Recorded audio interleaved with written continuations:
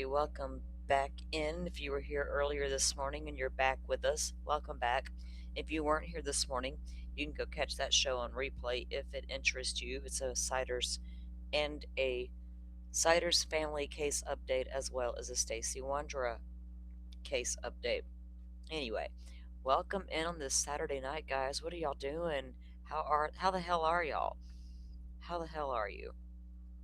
Who we got with us so far? Semi Sharp coming in hot. Yes, everyone, please tap the like button on your way in, please, and thank you. Holly, hey, how are you? Welcome in. Rachel, good to see you. Butterfly, back with us again. Thank you, ma'am. Hybrid Pisces, we made it. No thunderstorms tonight. Beautiful evening out there. Beautiful, beautiful evening. Beautiful day, beautiful evening. Sips of coffee. I think I coffeeed out finally. I have a Coke right now. That could change, but just finished coffee a few minutes ago, actually. I'm doing great. Um, I was going to go live a little bit earlier, but I was just like, I made food. I was hungry, so I made some food and stuff. But Jay was live, and I was in and out of that live for a little bit, off and on, because I was still reviewing a couple other things. So I was bouncing around. Um, there's a lot being said in that live stream, from what I can tell. That kind of pertains to some of what we will go over, but a lot of what they're going over, I know nothing about.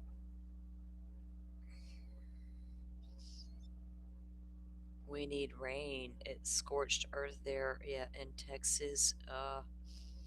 We've had 2 days of it here, but today was great. Before that, though, we were not looking good. All right, guys, there's so much crazy going on out there. It's almost like, where do you begin? Where do you start? Um, there's crazy going on in a couple of cases, right? But there's extreme crazy happening in one case in particular. I don't even know if you can call it a case. It's a tragedy, maybe.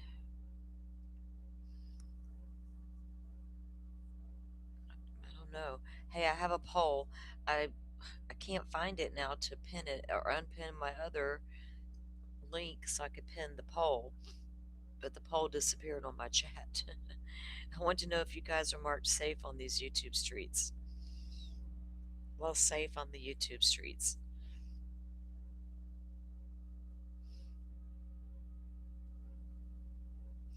Yeah, my neck of the woods, we are this par for the course for our afternoon pop-up thunderstorms, right?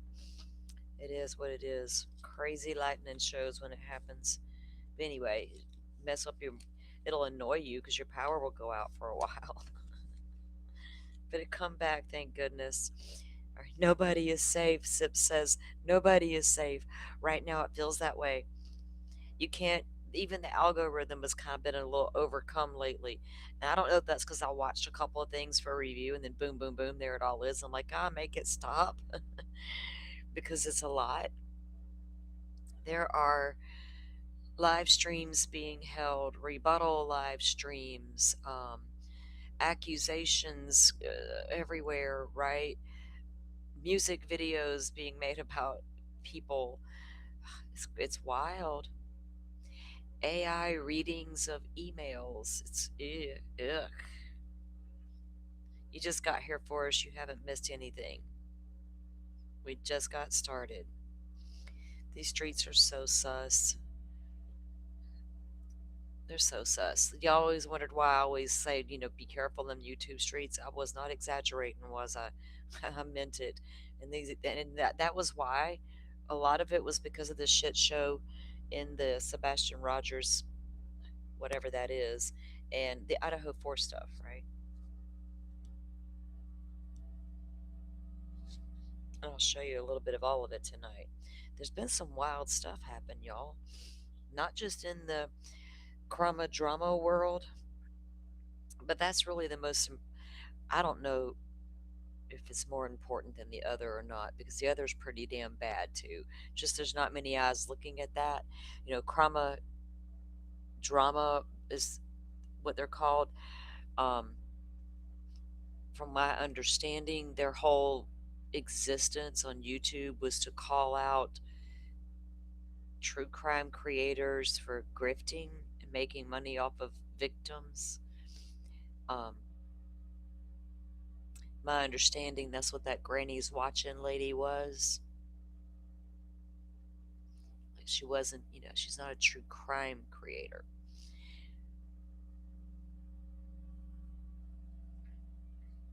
There's a couple of them that was the basis for their shows, right? Was to call out the madness, call out the grifting. Um, and for the last couple years, it's been about something completely different. So they're totally missing the shit show in Idaho, victims matter and all that. So anyway, ick. What happened there, right? What happened there? Um, you stink. Cognito over here. I know nothing. I see nothing. Um, and it's wild because back in the day, right? Butterfly and I were in a community. We're like Idaho 4 stuff, and then we began covering the Sebastian stuff.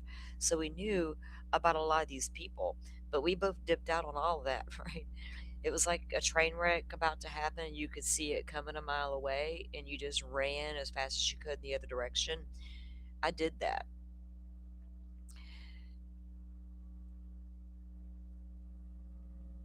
And we were, Cluminati was on YouTube for quite some time.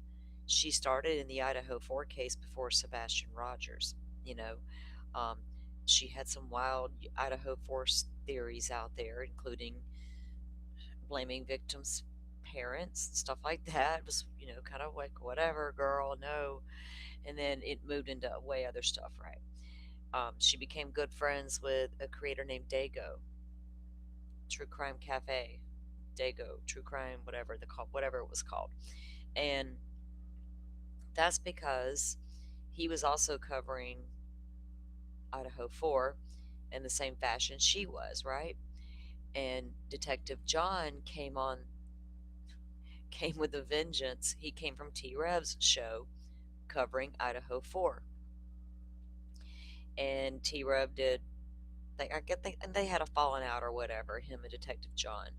Anyway, John goes balls to the walls with his own YouTube channel, but he's going to take down these true crime grifters too. These Idaho 4 people, right? Pro burgers or what. That wasn't even a term back then. That's how far back this goes. And during his takedown of Dago and his legitimate true crime grifting ways, Cluminati came and took up for Dago. So they formed a friendship, right? And that's how that developed. And then Truth, the guy some of you, if y'all have even looked at that, may have heard about, one day he pops into the community, into the chat, right, during a live stream, and he kept coming back, and he would comment, and people were chatting back. I was one of those. I'm like, we would chat with this guy, and Dago had a habit of platforming lots of people, so he comes into the panel one day. There you go. Truth, Clue, Dago, all these people were friends.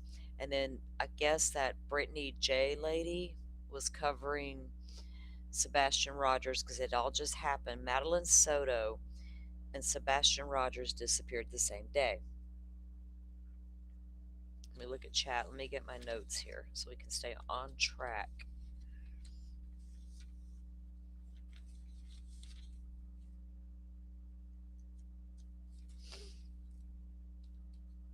So they all become friends.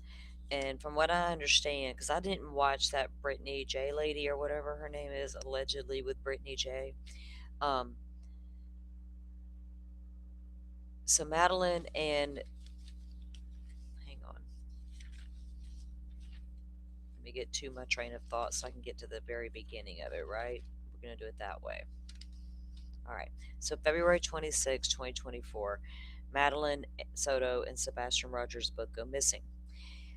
Um, so we started covering that and looking into both of them. Like, God, these two kids at the same time, and one's in Florida, one's in Tennessee. Days later, we end up Madeline was found deceased. I'm trying to use good words because I've had my show this morning was a little sketchy for YouTube. So then Sebastian, of course, to this day, he's never been found. Well, his father came onto the platform. His mom and stepdad did too. They interviewed with Duchess over there on her channel. But Sebastian's dad also went on with that Brittany J. And I guess that's when Granny's Watching started covering Brittany J's content, right? Because Sebastian's dad was out there saying some pretty wild shit. Uh, you know, There's a lot of theories being discussed there. It was not the great. It was not great, right? And I didn't watch Granny's coverage of whatever Brittany was doing. I didn't watch any of that, but I knew there was some stuff going down because I would hear about it um, over at Clue's channel, right? And so some shit went down, and Granny got accused of having racial slurs in the past and different things. I guess some receipts surfaced or something. The next thing I know, she's over there popping into that community wanting to panel up. You know what I mean? And it was obvious from the beginning that that granny lady was only over there with one thing in mind: to clean up. That was my first take. Oh, hell, that lady's just here to clean up her mess at this moment. I knew right then there's a red flag about her I just didn't want no part of. Turns out I was right. And now there's a whole shit show unfolding because of that lady. And I'm going to pretty much blame her directly. I don't know what her beef really turned out to be with that Brittany lady, except I don't like you covering this in this fashion. You're a grifter. Turned into a whole lot more between them two that I'm never going to get into, right? I don't care. I want no part of that. He said, she said bullshit. You did this first and that first. They're all suing each other over there. I don't want no part of that lawsuit stuff. I'm trying to, I like to avoid being in lawsuits. So, whatever all that is, right? And I do know this, though, because Sebastian's dad took to the internet, and so did his mom and stepdad, automatically sides were taken because they weren't on the same side. One pointed fingers at the other, right? And once that happened, I guess with the Brittany being attached to the Seth guy, others were starting to latch on to the Katie and Chris side.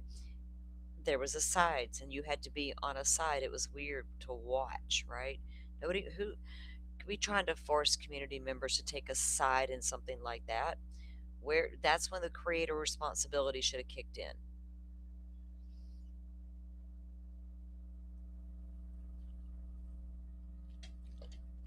Why are we taking sides with parents like that? It's weird. You can suspect things and I guess have conversations and theories and things as long as you're being responsible with it, right? It's open investigation. Do you really want to get a cease and desist? Yes, if y'all are new to the channel, I realize I said it wrong, but it is an inside joke with another case. It's like it's a never ending cycle. Oh, hey, Faye. You don't know all the people. But there's a whole backstory to all of that. Y'all are watching. Yeah, Jay was over there. See, they all became like friends with Granny at some point, or like, okay, so when Brittany and Granny went at it, they started suing each other and really slinging mud hardcore at each other. I mean, there was like CPS accusations and all, so many bad allegations towards one another. Videos made, whatever. Everybody took sides, right? Communities, I guess, creators stood up for one or the other, right? And a lot went down with that Granny lady. She lied to a lot of people and she manipulated a lot of people. That's obvious. That was her. That was her sole purpose. I saw that from the beginning. But what the worst part about it to me is, to me, I don't even care about all that drama between Brittany and Granny and the Queen Bee and all the in between, right? When they decided to fight and do horrible things to her, they started calling CPS on each other. They're over there doxing people, threatening emails and shit go out. People being afraid that someone's outside of their homes. Wild, wild shit. And now it's gotten to next level, right? Like, so it's gone so far, like personal. Like, why did you don't even know these people? Why would you dig in so hard, right? And Sebastian got so far lost. And in fact, that whole entire, all the people that's watching all of that, do any of them believe Sebastian Rogers is alive and worth looking for?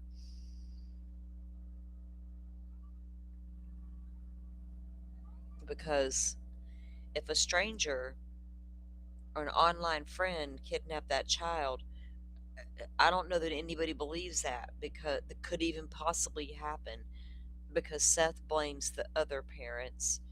And I don't know that they blame Seth for anything directly, but God knows that's a hot mess expressed right there in itself. And I can't sit up here and say, "Oh, I think Katie and Chris did it a damn thing." I can't.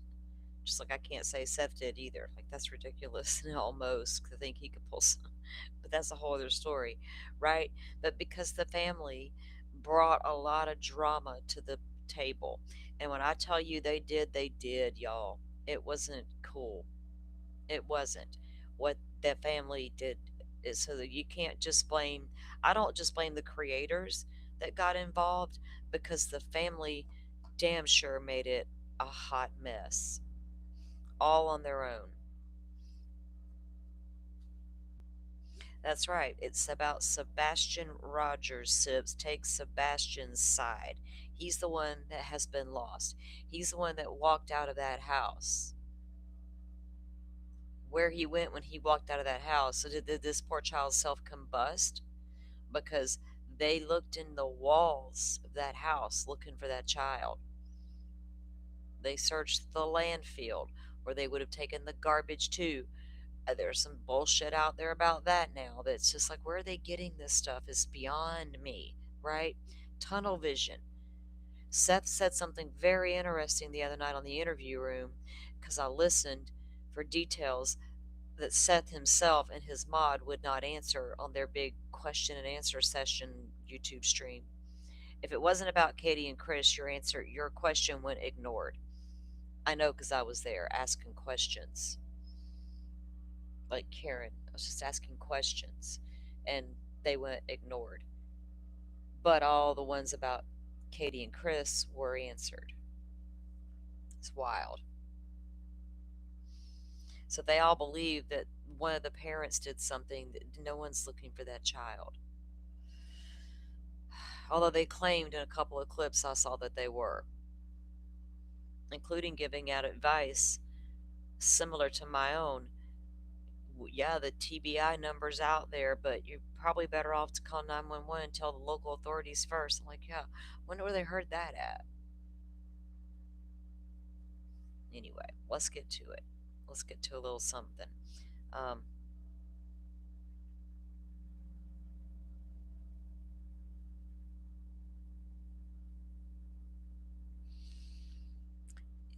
Faye, yeah, see, that's the whole thing. Communities get hurt. The communities get hurt, and they get weaponized, and they get used, and I don't like it. That was really my, I had a big issue with that Dago guy because of that very reason, manipulating the community into financing his life. And I'm like, no, dude, no, no, no, no, no, no. I'm affiliated with this channel. I'm co hosting shows with you. I am fucking feeding you all of your content like a fucking producer. No, it's time. I can't do this. You're going to hurt me in the long run if I even associate with your ass. It was so bad. In fact, it was a bad. I took. Oh, never mind. That was a whole other lifetime. But it's not cool to use your communities and weaponize them and make them feel some type of way. And especially when they don't really even know what's going on, right? Because there's a lot that's not being said still.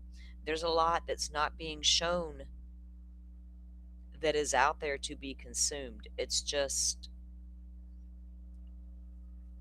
there, right? And there's a lot of videos and songs being made about a lot of people. I don't know the I don't know the relationship between Granny, the depths of it with Jay and Nonsense and all them, but I know they were all talking with her, and I know the truth backstory. I know all of it. You could watch it from afar and keep up with it, but I never chilled and knew all the things. I didn't want nothing to do with all that.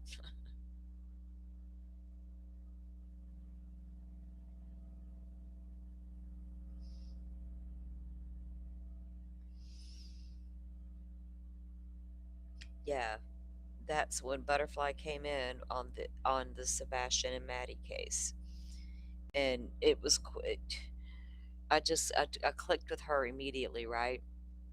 And then after getting to know her and just in the chat, right, in the community, it was clear both of us were just like at the same time realizing, wow, that what the fuck, are these people being for real anymore, right? What's happening here? And yeah, so we've watched from afar ever since then, and never being anywhere any. That's why I got so annoyed when Nonsense was live. Didn't know I was in her chat while listening. I was in the kitchen listening to her show, and she was about to go all in on me. She said my name, Salty Sleuth. Y'all remember that little girl, Salty Sleuth, and the fuckery in the Sebastian Rogers case? I was like, whoa, whoa, wait. Let me dry my hands in case I got to type something. Turns out I needed to type something. She was about to tell everybody I was the bad person. I was like, no, you got the wrong person. Ugh, that's happened before. Okay, so outside of all that drama in that Sebastian Rogers fiasco, we're going to cover some of what's out there because the biggest thing to me is there's this one guy, that Truth guy. Truth, truth, truth. Truth was a walking red flag from the start. I don't know why others didn't pick up on that walking red flag because it was a red flag. It was like to me, it was it was flying, it was flapping in the wind, like it was just hardcore. And some things were said that just didn't sit right with me, and I knew like, I got to steer far, far away from that one. Turns out I was right about that one too. And he's had a big old meltdown on the internet lately, and there's horrible things. The worst part is Sebastian Rogers. So many horrible things were said about him, not only by Truth in his meltdown recently, and these creators all getting behind the scenes and having conversation with Chris Proudfoot, Sebastian's stepdad, and the mom as well. Whatever the fuck's being said in them conversations, they've all come out and said horrific things about Sebastian that never should have been out there. That were didn't it didn't even matter, right? And it's only hurt Sebastian in the end. Like, how does any of that matter to what happened that night unless it does? And if it does, fine, then show me that. Otherwise, why are you telling us all these other things? And is any of it any truth to any of it anymore, right? Um, oh, well, see, truth got kicked off YouTube a long time, a while. I don't even know when. It's been a long time. It's been a minute. He's over on the kick. Cluminati also got banned on the YouTube. They were hardcore. Okay, they did not hold back. They were hardcore, and that some shit went down on those streams. That yeah, YouTube's like that's enough already, and they've been taken. They're gone. They're now on kick. Y'all aren't missing anything. I'll show you a little bit of that. All right, so outside of all that drama, there's also been drama in the Idaho 4 stuff. And what I mean by that is The family still was being attacked over there. I don't know. Okay, Steve Gonzalez, I don't know that man, but I don't put stuff past Steve. Steve's got a mind of his own. He's going to do whatever Steve wants to do, right? He's been accused of something, though. Jules, what is it these days? Jules of all trades, reactions, whatever she's called now. Nowadays, Jules accuses Steve Gonzalez of sending her threatening emails. I don't know about that. She went pretty hardcore after him on a live stream, a victim's father, publicly accusing him of sending her a pretty bad email or whatever she said it was bad. All right, another creator, Lana, Truth and Transparency, she goes live. Lana's an oddball. I don't know what to make of you, Lana. Drunk Turkey did his live stream. It had Steve Gonzalez. She's in the chat. Like, oh, okay, this is weird, but whatever. She's in there supporting the stream, supporting question or the interviewing Steve, thanking Drunk Turkey, sending a super chat, whatever it's called, thanking him for giving the family a safe place to come. And I'm like, well, that's really odd. She doesn't really care for Drunk Turkey, no matter what she says, nor Steve Gonzalez, no matter what she says. So then when she goes live the next day, she picks apart the interview, but tells everybody to be nice to the Gonzalez family, right? They don't deserve it. People got mad because Lana was quote unquote soft on the Gonzalez family. The pro burgers expect those creators to be hard on them at all times. It's expected now, right? But so what she does, then she goes live and she says that this guy named Eddie sent her an email threatening her over her handling of Steve Gonzalez because she was too soft on this man. And I was like, what in the fuck? You got to know this guy, Eddie, that she accused, right? It's wild. Then the next day, Dago goes live and brings Eddie on because Eddie came from Dago's community to talk about Lana's accusations. Emails, y'all. People claim to be getting threatening emails because someone didn't like what their content was on the internet, right? Or what their commentary was, or what their feelings were. What is even happening anymore? Is any of this even real? Did Lana really get an email from a guy named Eddie? Or did she do that to get support for feel bad for me because y'all all came at me for not being hard on Steve, right? It's just weird. What all's going? Why are we having all these streams about stuff like that? That's what I don't get right now. Then when Dago was live talking about it, she comes into the chat, and I caught all this by accident, y'all. I swear, I happened to tune into this stuff by accident and catch shit, and I'm like, what in the world? She's in the chat pretending she doesn't know why Dago's live with this guy named Eddie. And I'm reading it going, girl, what are you doing? And then she says, oh, I thought we agreed we wouldn't discuss it. We were going to investigate it. And Dago had already said he and his mods did an investigation and found the real Eddie. I was like, what? Y'all, this is what our content has become on true crime? No wonder they're called grifters by the crama drama people who are grifting away on whatever the fuck that is they're doing. Okay, let me take a look at the chat. Hybrid. Uh,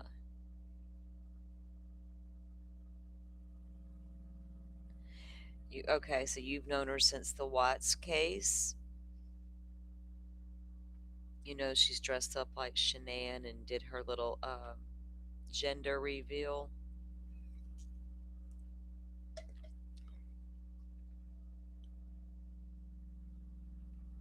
I don't know why they can't stick to what matters, Indy Cindy.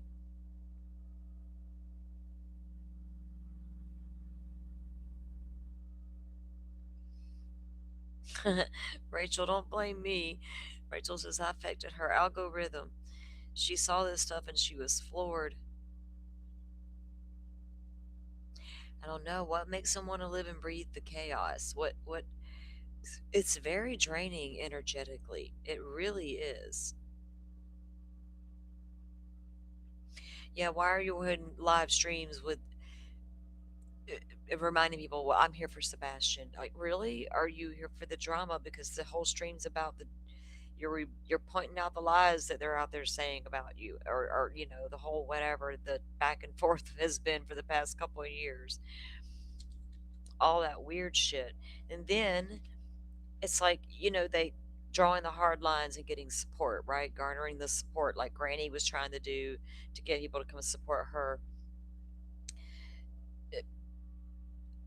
I guess allegedly, or no, that nonsense girl, nonsense, whatever, Becky and Jay, Granny, they were all, whatever was going on there. And there was a fault, some sort of issues going on. Anyway, nonsense was doing her thing over there, right? But allegedly, speculating was giving full on support to nonsense versus Granny or whatever. From what I think, I'm not real sure at this point. And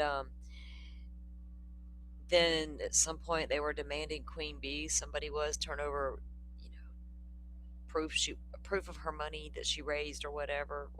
I don't know.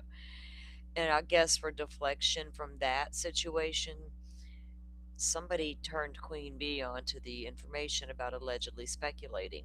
Something a lot of us already knew, right? She had been writing letters to Stefan Stearns. Stefan Stearns, for those of you who don't know, was the man charged with, I don't even remember how many counts at this point, of essay on Madeline Soto and her murder here in Florida.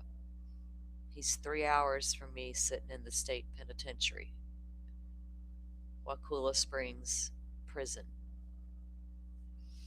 Anyway, back in the early days of the case, he was still sitting in the county jail down there in Osceola County, or was he still in Kissimmee or Osceola? I don't remember. She was writing letters to him. I don't know what prompted her to do it. She's creator, gonna get into this guy's mind. I don't know. It was not a good move. It was an open, active investigation. He was in a county jail, right? We didn't need all that. She didn't know what she was doing. It was very immature of her and very irresponsible. Um, and it came back to bite her in the ass. Now, it was all in the FOIA dumps that we all got from Florida. Florida gives you everything. We got all Stefan's letters, emails, all his everything, right? So we all knew about this person writing him letters.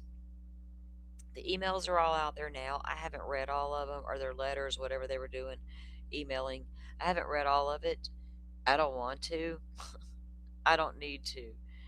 But it was used against her, right? That will tell you, oh, we're doing these live streams to point out how she was communicating with this pedo, but they were using it to weaponize, right? To deflect from their own bullshit. And that was wild too. Like, what are we doing anymore? If you want to call the girl out for being an idiot and doing what she did, fine, she owned it. In fact, she went live. It got so bad, and they were saying such horrible things about her. She went and had a whole live show, Lauren style, like a meltdown, y'all. And it's now gone. That live stream's gone. People were in chat. Jay was in the chat. Nonsense was in that chat, advising her just to shut this down and go get some rest because she was coming unglued because of what they were saying out there about her writing the pedo, right? Like, yeah, I didn't say nothing. I'm like, no, I'm not touching that.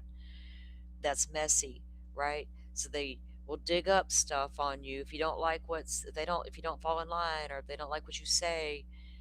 Are people going to dig up stuff on you, or are they going to be all up in your business, trying to find your family, everything you ever said online, going back through all your live streams to catch that one thing you said? Yeah, it's weird. You know what? Why are we doing all that? And how dare these Krama channels sit on their high horse and point fingers at true crime grifters. I don't get that because they're not talking about true crime grifters anymore. They're talking about each other. So who's the real grifters, right? Can deflect much? Stop it. It's not cool. It's so easy to blame the true crime people. What true crime people are doing all that, right? We can do that in the Idaho 4 stuff, but in the Sebastian stuff right now, what are y'all doing? It's you're doing it to each other, right? It's so messy and bad. Accusing each other of working behind the scenes, Granny out there lying to Jay about having cancer. Jesus, Granny, why you want to lie about shit like that? Jay played the video. I heard it just a little while ago.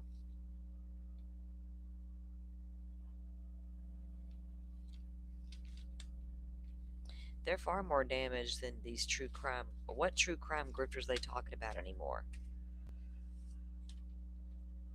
Those Idaho 4 folks, they're not grifting at this point. Them people believe what they believe, man. They are 100% in. They're nasty as fuck, but they believe it. So I don't know what they're talking about grifting anymore. If you got dollar signs scrolling across your screen, don't be calling out people for grifting. That's kind of weird.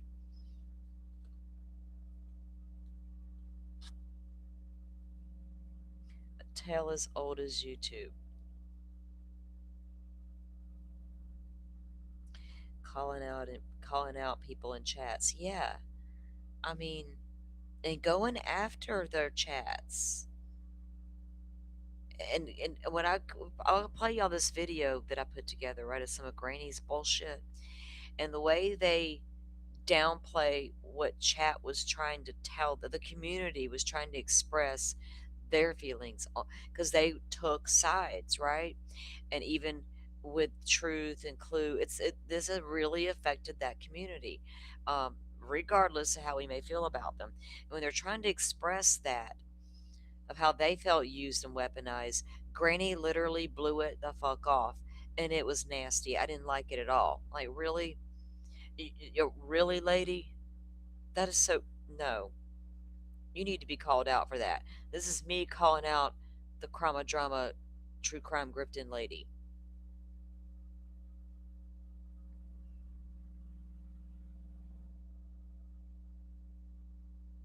But what true crime creators are out there selling drama right now, besides the ones in Nancy Guthrie? Because they got their own brand of bullshit. They all do. But as far as these channels that they are accusing of grifting, where's the list?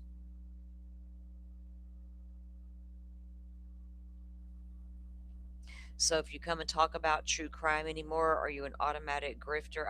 That's where I'm trying to find this balance, right? Because I want the list now of all these true crime grifters. Because they're telling everybody they're out there. Where are they? Because I don't think it's just grifting anymore. Some it may well be. Oh, this is running. I'm going to run with this theory because this is what's selling. Okay, I get it. But some of them absolutely believe what they're out there trying to sell at the same time. So you see what I'm saying? That's where I sit with it. Still, is Lauren a grifter, or is Lauren believing her own bullshit? You know what I mean? Hubbard, I know there are some out there that will grift, but I'm saying I don't think it's as bad as people as this being portrayed, right? Not when I know where I can tell you right now where grifting or victim blaming and shaming and going after parents is all happening right now. But why isn't Krama Drama looking at that if that's what they're supposed to be doing on their channels? Was to call out that true crime grift, right? When they're totally ignoring the Idaho 4 stuff because they're talking about each other. I don't get it. I mean, I get that, but I don't get it at the same time. That to me, that's weird. Lauren's a grifter, but Lauren also believes her bullshit. She wanted to build. Lauren just sees climb the ladder to the very top, plus make all the money at the same time. Lauren's that career driven little individual. That's why she got her stay at home daddy.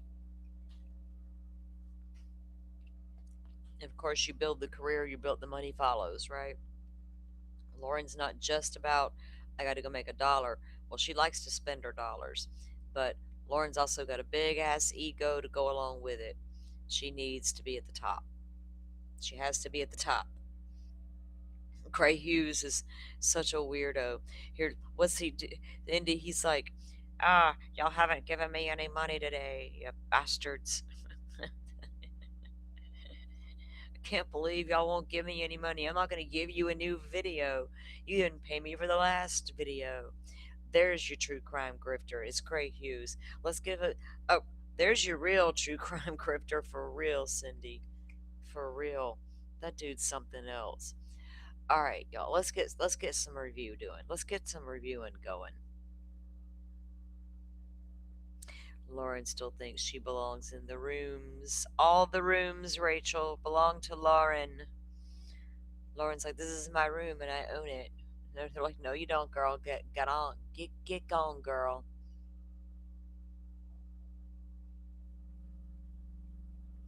Lauren lies through her teeth. She's probably done a lot of things to get to the top. Oops. Don't say it 3 times. It'll pop out like Beetlejuice. No, not the Beetlejuice. Okay. I don't know what this means. Let me ask y'all, what do y'all think? Okay, I don't know how many of y'all are familiar with this guy I'm about to show you, but he's quite the character. He's not a bad guy, but he's salt of the earth, I guess. He's pretty much going to say what he feels. All right, he's pretty wild. This white boy radio. He spills a little tea in this segment we're going to play. And it caught my ear, I should say, because he mentioned Idaho 4. I was like, "Wait, we're not doing the Idaho 4 fuckery." So there's been a lot going on over there that I don't talk about or cover because it's not about finding Nancy Guthrie, right? It's how Criminal Network and all those people turned on each other. They're all their doxing, sending hateful emails to one another. It's wild. I, I, I could never. Alex, Criminal Network guy, that dude's wild, right? He's done some horrible shit to people, sent some nasty emails, said just it's crazy all the stuff going on over there. It's not worth covering as like it's a crime to cover, right? It's like ugh, it's crazy. But there's a character in that little area they're calling Dirty Diana. There's a Diana I remember because every time I heard this name on Twitter, I was like, "Damn, that same Idaho 4 Diana chick?" And then he says this, and I was like, "Huh, what's the hell's happening?" Okay, let's play this part before I get into the other stuff. We're just chilling the night, y'all. We're having a conversation about these wild ass streets. I don't have any crazy rants. I don't have any people to call out with timestamps and timelines because I don't fucking know all that shit drama part of it. I know how it all started. I know all the players. I don't know all the in between. I just know they're going at it daily, and I don't know why. It would easily stop if they would just stop. That's my feeling. That's just my opinion. But you know, somebody could get mad at me tonight for what I'm up here saying, but I don't mean that doesn't. I'm not going to be prompted to run to a rebuttal show. I don't really try and be going at people either. Okay, I'm just here to review what's happening on these streets, trying to keep the people safe. Watch for the red flags. Caution. My grandson is like going nuts in there with the puppy tonight. They're playing hard. Okay, let me get this timestamp set up.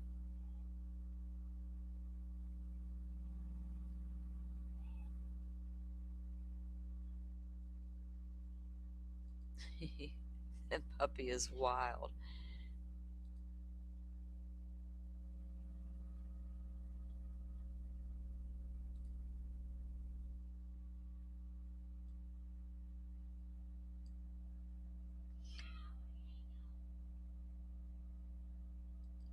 She must have just got him. He screamed, ow. She got sharp little teeth. Okay, here we go. Now, again, I don't know if y'all are familiar with this guy or not. Just grain of salt. Now, interestingly enough, some phone calls came in, and these people, y'all, I was shocked they go at it so hard. I'm like, what is this? What? And White Boy calls out the bullshit too, right?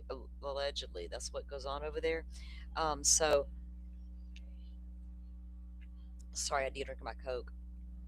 That's what he does. He calls out stuff over there on his channel as well. But this was said during this segment because he's over there calling out he calls out Criminal Network all the time and JLR and all that stuff, right? So that's what he does. Now again, grain of salt. He's pretty fucking wild, but I like him. He's cool.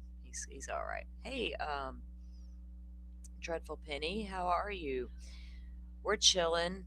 We're talking about the craziness that we see on these YouTube streets. My God, we're just giving some commentary and trying to figure it all out, process it together, and try to avoid it when we see it. Fix the algorithm. All right. So this is White Boy again, and the reason why I wanted to play this was he talks about this situation over there with this Dirty Diana character, um, and something to do with another creator and some Idaho 4 stuff. Now, if you don't intend to say whatever it is, why put it out there? Like, what? Why would you do that? And then to follow it up with what he's going to say about why he doesn't want to say it. Like, that didn't make any sense to me, but then again, I'm me. All right, let's hear what he's got to say. That applies to all of the fangirls. Uh, you play these games. You play these games. It's you cry free speech, but then you do these weird things, these threatening lawsuits. You want to silence everybody. I know what he did last summer. I swear to God that I do. But where's the Bible at? Okay, now, when I saw this, I left a comment and I said, I want to know what they did last summer. Now I want to know who did what last summer. Well, hold, please. I never do this. Let me get my Bible. It never.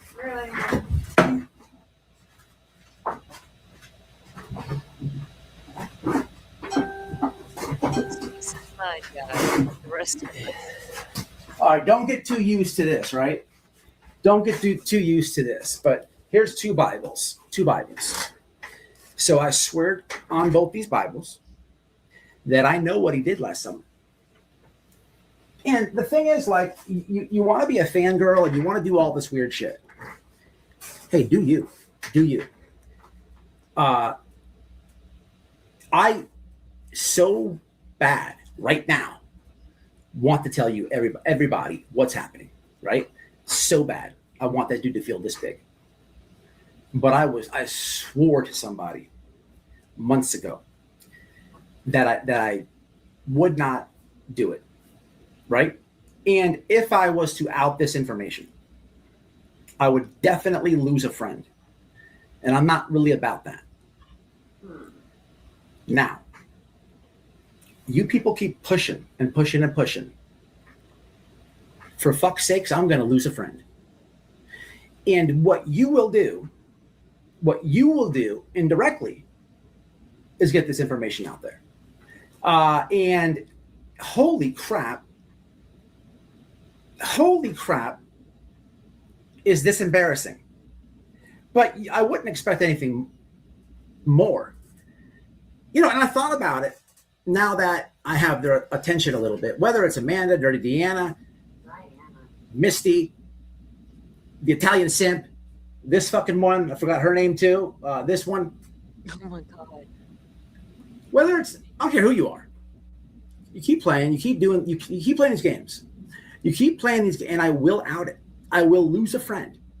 and I will lose a friend, and your cult leader is going to look fucking silly. I'm going to lose a friend behind it, and it implicates, two YouTubers. So there's going to be massive drama. It's fuck people covering what I'm talking about. It'll be everywhere. And there's two Bibles right there that I just swore on.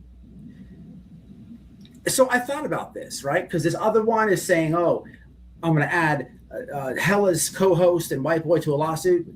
Actually, here's what's going to happen. Uh, if any more talking shit at all, any more talking shit, even any more, this much, I'm out in it. I thought about it like, if I didn't have to lose a friend behind this, I would have already been like, nerdy, here you go, a gift from God. Here you go, right? And I thought about it like, this is so big. This is so big and ginormous, actually, that I could literally say, if anything happens further with Nerdy Addict in court, if anything, even if he even has to use that money for a lawyer, if he even has to defend himself whatsoever, him or his wife, then I'm gonna tell him and he'll out it. Yeah, I'll lose a friend behind it. I'll lose a friend, and I don't want to do that. But hey, man, this is the ball's in your court. The ball is in your court. So I'm gonna leave that there.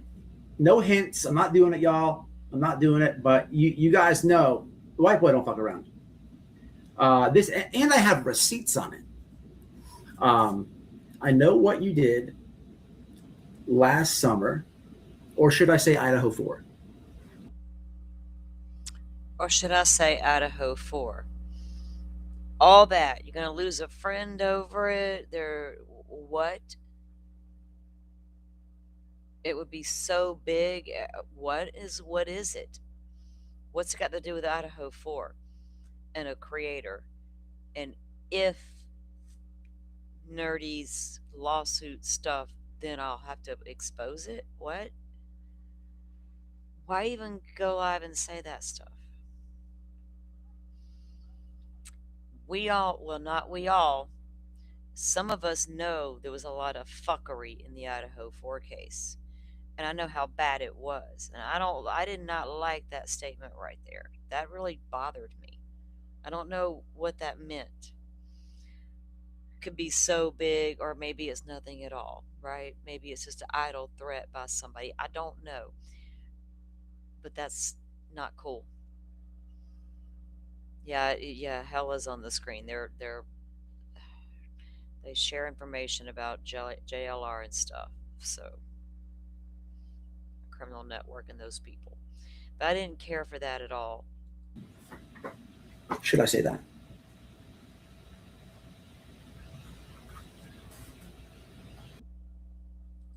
And that's the only reason why we reviewed that. Because I don't know what that even was supposed to mean, right? I didn't care for it because the victims in Idaho 4 have been hurt enough. The families are still getting hurt to this day. And to say something like that and then throw it in there, it's Idaho 4. Like, what? A creator's involved in some kind of, there we go again. There's like that. Why all that drama? Why do that? Instead of calling out the drama, you become the drama. I don't know.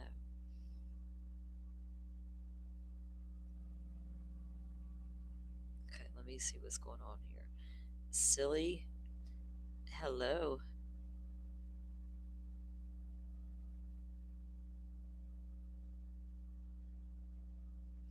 Yeah, we get it.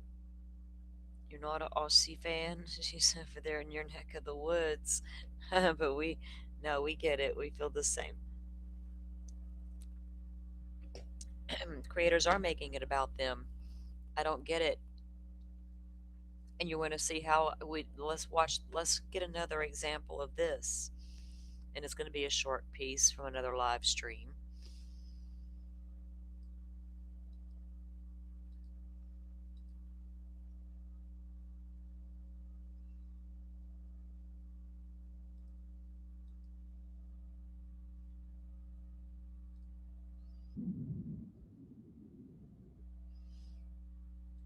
Okay, so you saw him throw in the Idaho 4 dig. All right, so now watch this. Okay, where's this timestamp? Oh, she's here.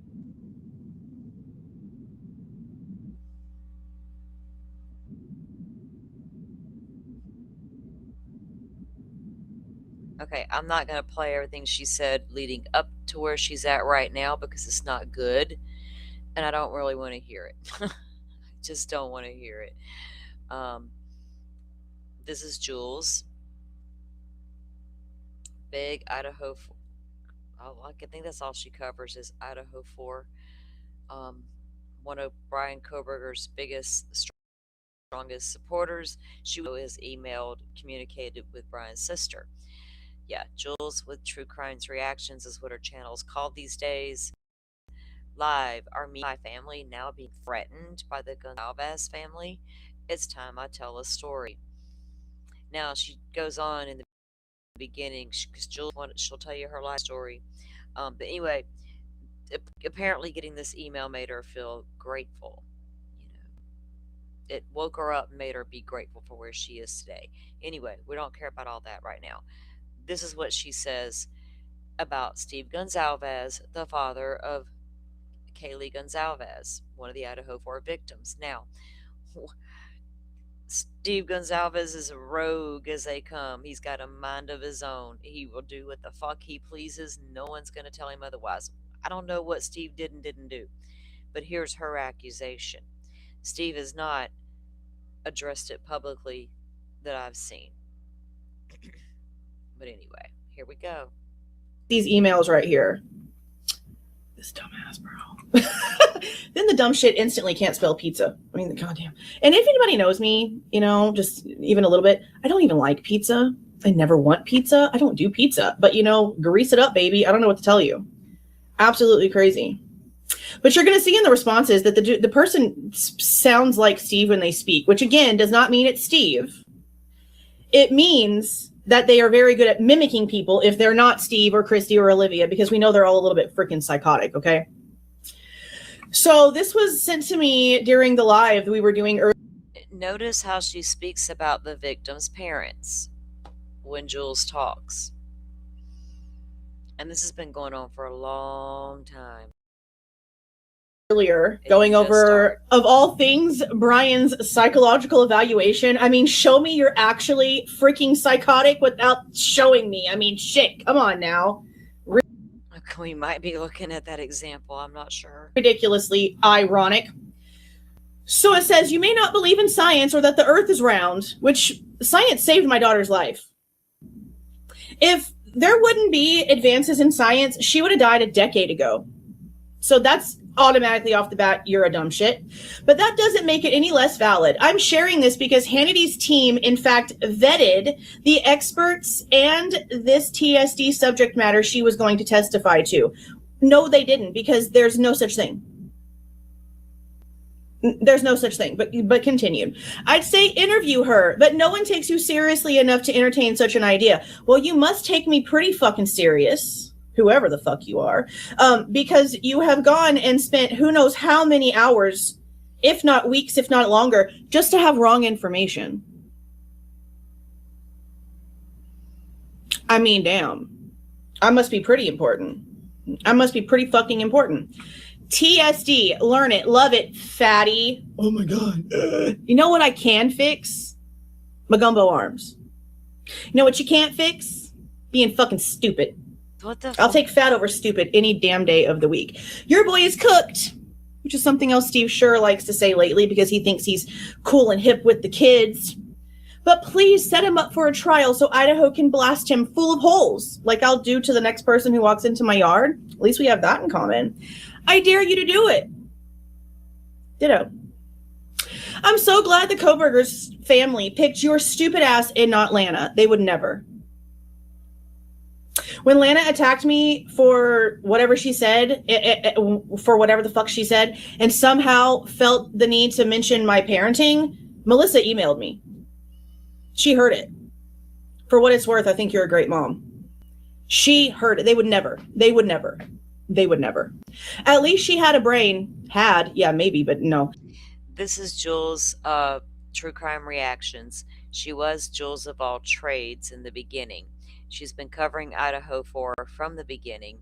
Um, Before she really launched her YouTube, she was always over in Dago's community, and she would get on the panel over there, and we had very opposing theories in the Idaho 4 case. We always stayed in our lane with each other, but we had very different opinions on this case. And would have been dangerous. Would have been dangerous. That's interesting too. She is dangerous. That's why when people say anything against her, instead of people having a reaction of, oh my God, that's disgusting, I need to stop watching this channel because what the hell is wrong with her? It's, oh my God, be careful, she's going to dox you. Well, if you know that, why are you even over there in that community? That's fucking crazy. She would understand the discovery we have from the civil case and realize he is going to be found guilty, but not good old Chucky Fat Monkey. So for one, bitch, it's Chunky. You're missing some letters. Sure. Prove it. Prove it. Do you think that if they had anything actually from anything that they would be producing it? They haven't, nothing's going on. Now, again, she even says in her video here that she has no idea who sent her this email, but she says it's worded or they talk like Steve Gonzalez. So she's convinced it was the victim's dad who sent her this email and does a whole live stream about it. Why even do it? If you're not picking fights with the family, right? Why would you do it?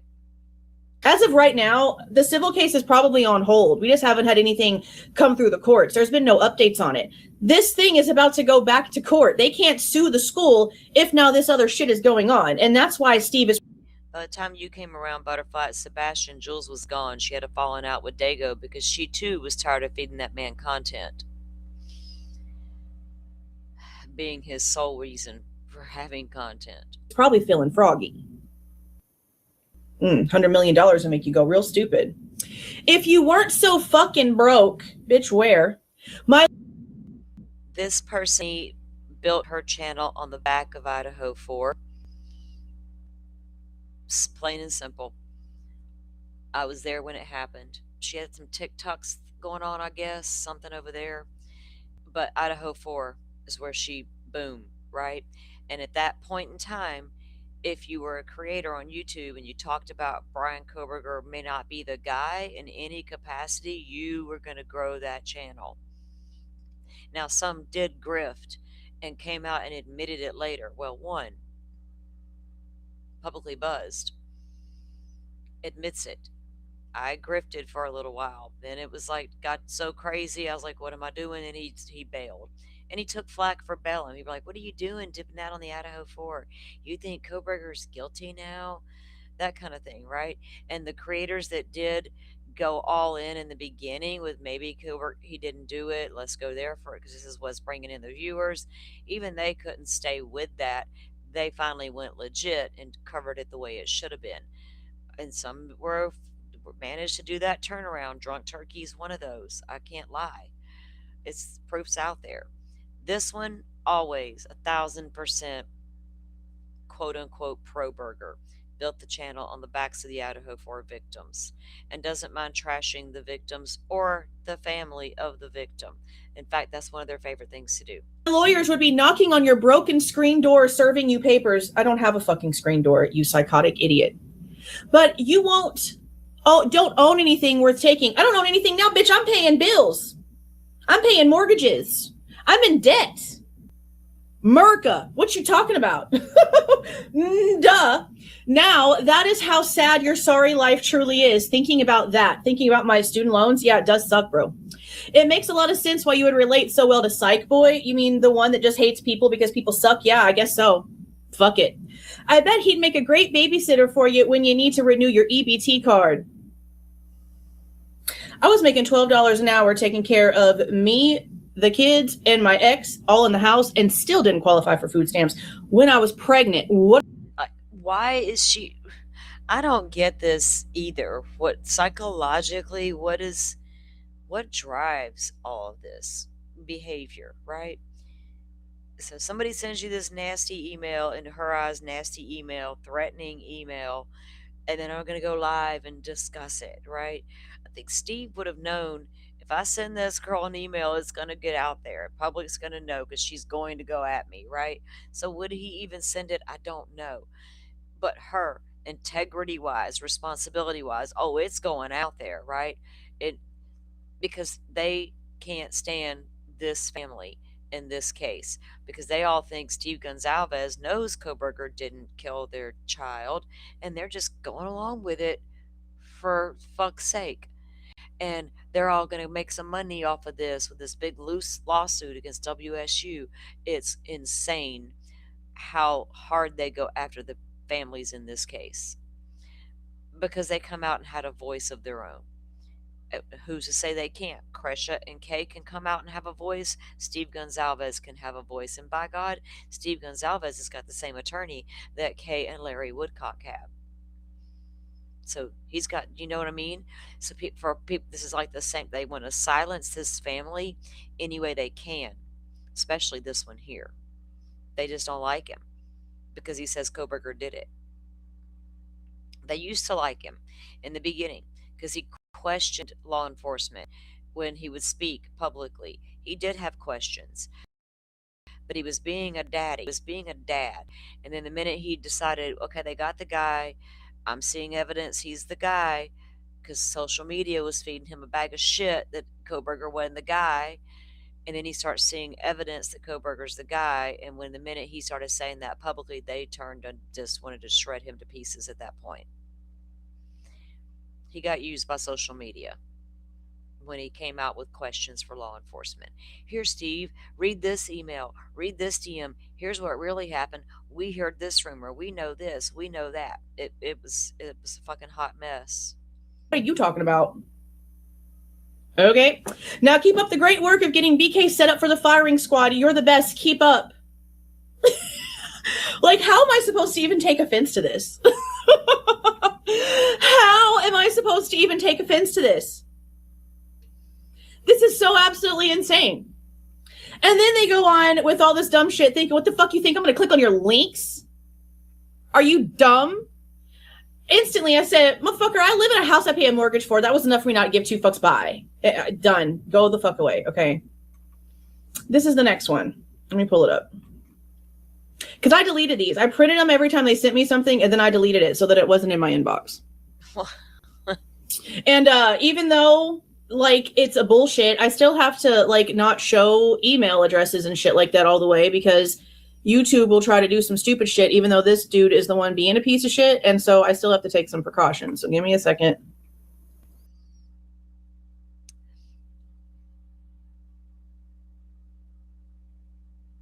Jules,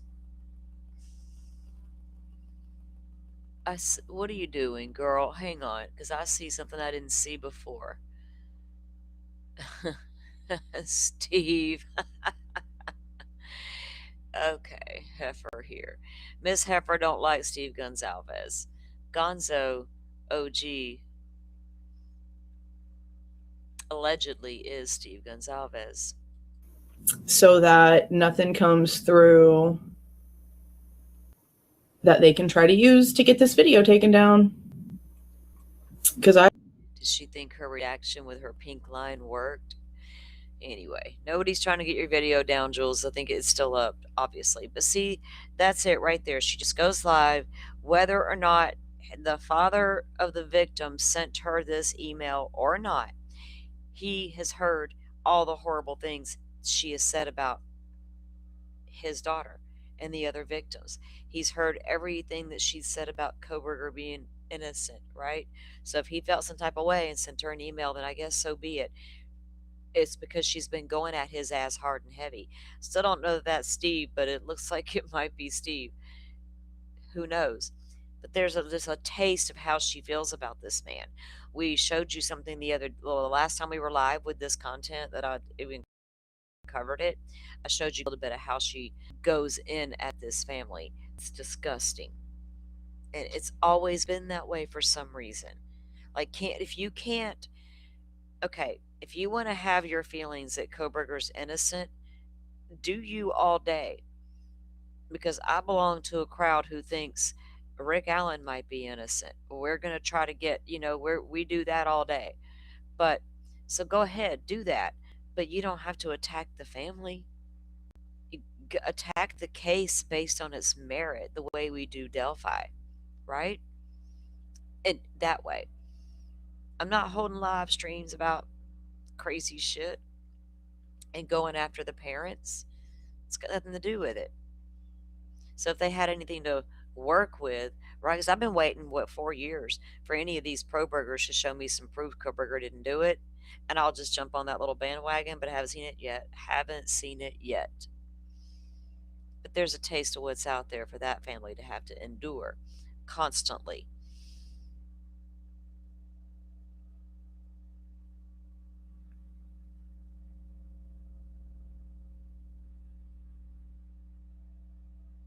Okay, let's see.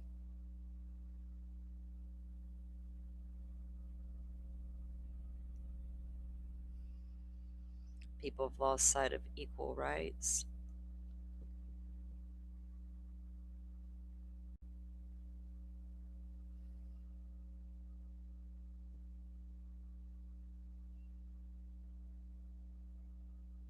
Yeah, you don't have to go after the families. There's no reason for it. Why even point out you got an email from him? Who knows? Content farming. She knew her subs would eat it up, and they're all going to go after Steve Gonzalez, and they'll run flock to their Facebook page and leave nasty comments, and they'll be leaving the nasty comments in the comment section there, that live stream. It is what it is, and it's crazy. Now, Lana's another one. She's a wild card. She's just, there's a lot of drama that surrounds her and follows her wherever she goes. She's been in lawsuits with a lot of different creators, right? I think her and Jay even had a lawsuit at one point. She likes to sue people. I think she may have slowed down a little bit because I think it started costing her a bunch of fucking money because they all went nowhere. But she's crazy, in my opinion. I don't know what is going on with this girl's brain. Like I said, she went over there and Drunk Turkey show, giving him props for platforming Steve Gonzalez, and then when she went live, she just picked it apart and called Steve liar. I mean, she's like dealing it delicately, you know. Steve's got misinformation, but she was really easy on the Gonzalez family, which is fine. But the people turned on her for it, y'all. They didn't like it. They told her you weren't hard enough on Steve. You're being too soft on this family. Then the next thing you know, and I only know that because I was reviewing something she had, and I caught her talking about that. And then I saw somebody else talk about her accusation about Eddie, and that's when I went and figured out what had happened, right? So she takes flack from her community for being easy on the Gonzalez family. The next thing you know, she goes live claiming now she's got an email, a threatening email from a guy that I don't know. I don't know. I'm on the fence if it was really Eddie. Just Eddie's a lot of things because I knew Eddie from that Dagos community, right? Eddie was like, "Oh my God, here comes Eddie. I'm just let me just go to clean my kitchen or something, right?" Because it's Eddie. But I never saw Eddie sending threatening emails. We don't even know that she really got one. We don't even know that she really got an email. I think she wanted to say she got an email because people be like, "Oh, poor Lana, you got a threatening email because you were soft on the G's." Y'all know how that works, that manipulation tactic, right? Kind of like Lauren Matthias. Don't come at Grayson because she works for me. Come at Grayson because she's Grayson. The fuck? Lauren, don't worry. It's not because of you directly. Manipulation tactics, y'all. Don't miss them. Do not miss them. Lauren is full of them. In fact, hey, what Penny's in here? She's good at pointing that shit out. Y'all, one of my mods dropped Penny's link into the chat. Y'all go check her out. She's good at call, and she calls out Megan's bullshit too. Hmm. Sorry, y'all. When I said Megan, I pictured the big expose the night the hat came off. We were like, "What the fuck, Megan? Jesus, girl." Okay.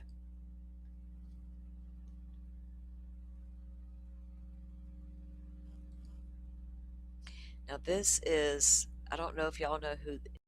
I'm not showing these people we're reviewing. We're not dropping their links as we're not subbing up. If y'all want to, you can. I'm not here to tell you what to do under any circumstance. There's Penny's link. Thank you, Simi. You're on top of it. Sip says we love Penny. She's so fun. Megan is my personal bugbear. Penny, the way you talk about her is like I'm sitting there. I'll sit outside with my coffee, just sipping my coffee in nature, listening to you talk about it, like nodding my head and agreeing, giggling at certain times.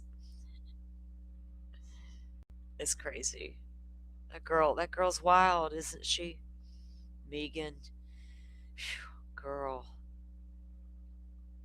she's a whole other show, y'all.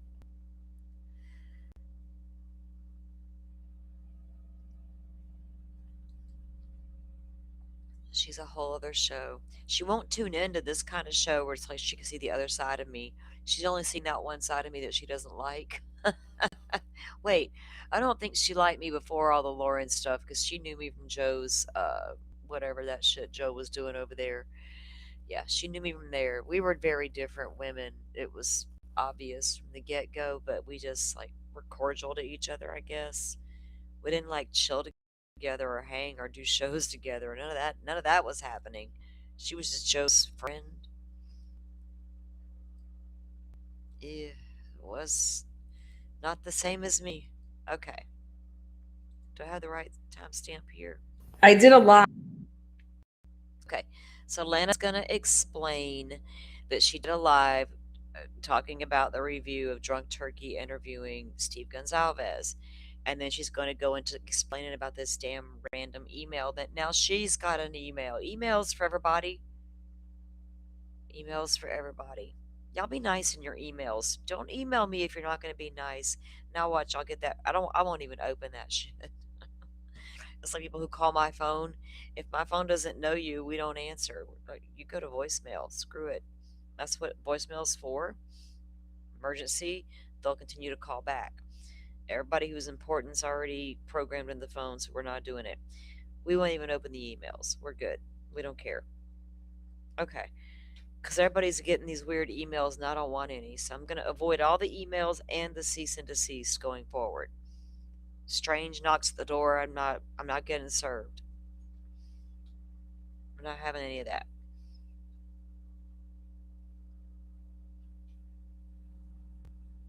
Can I turn myself up? Am I quiet?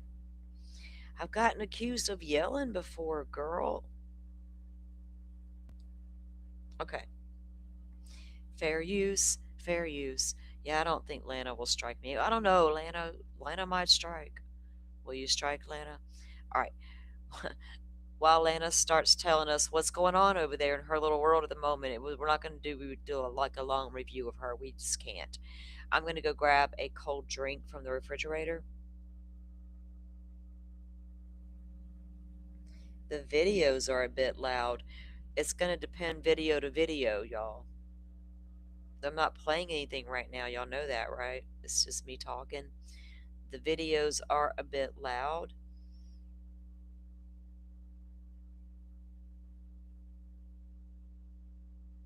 Jules is loud, y'all. So if you got to adjust your volume, each video is going to have a different set, probably. I mean, I could turn it down back here, but chances are it would be too low at that point.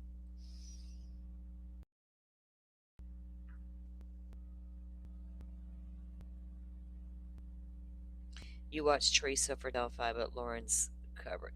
Lauren's coverage was shit for Delphi. Anybody who tried to watch her to get any ounce of information probably should have known better, right?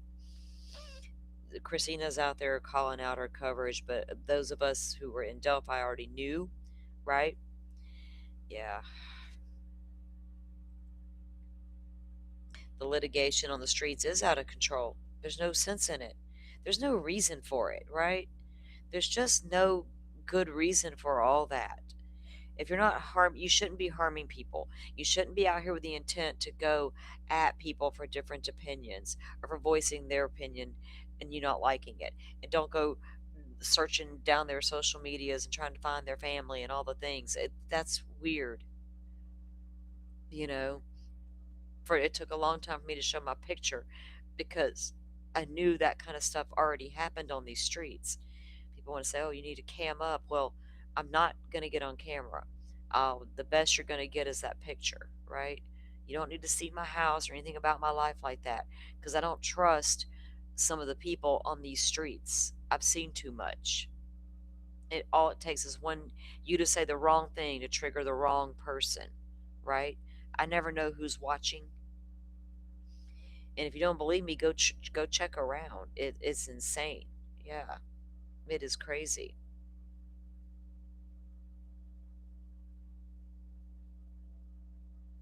Okay, let's while she's telling her little story, her cute little story, I'll go grab a drink real quick, and I'll be back in just a minute. Lana, don't strike me, Lana. I didn't make videos about being a deceased lady given a gender reveal to an unborn baby. You weirdo. She did that in the Chris Watts case, y'all. She dressed up like Shanann, Chris's wife, and it was disgusting. All you gotta do is Google it. You'll find it. Ew. Ew. So we're just reviewing her because I think she's not being honest about this email.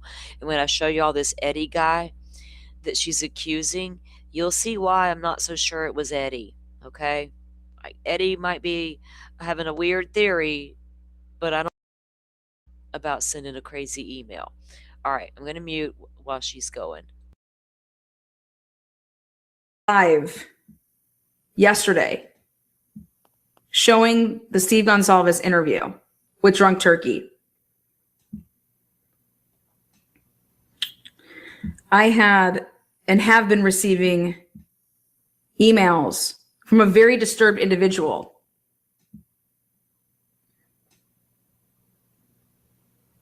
who's been wanting me to read their emails off online like you wouldn't believe.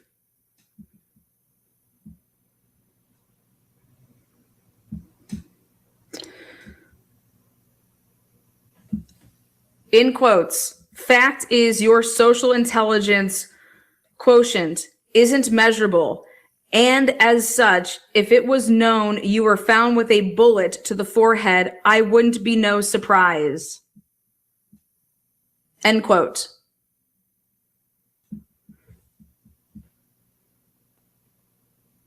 Then at the end of the email, sends me a screenshot and says, where I put, Daniel, thank you for giving the G's a safe place to do an interview and be heard.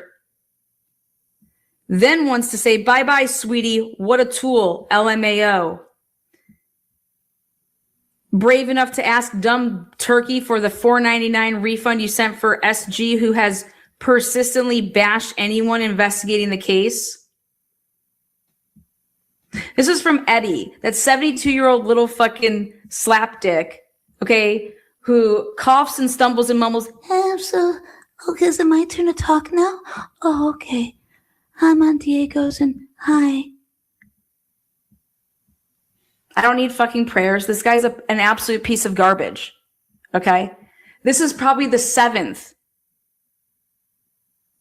I don't know if you guys want to call that a death threat. I don't know what the fuck y'all want to call that. But this dude is completely unhinged. Okay? And anybody that platforms this guy, I have no problem saying it, is absolutely unhinged. But they wouldn't know that they're platforming anybody like this until I was to say something.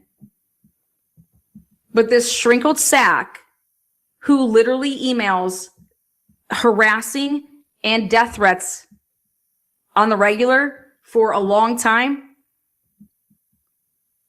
He's a 72-year-old out of Minnesota, Eddie Rutherford. Rutha fucking my fucking titties in your fucking mouth. He's an absolute trash can. I'm Eddie and I just sit on the panel all day. Oh, I don't know. To read off his fucking stupid ass shit.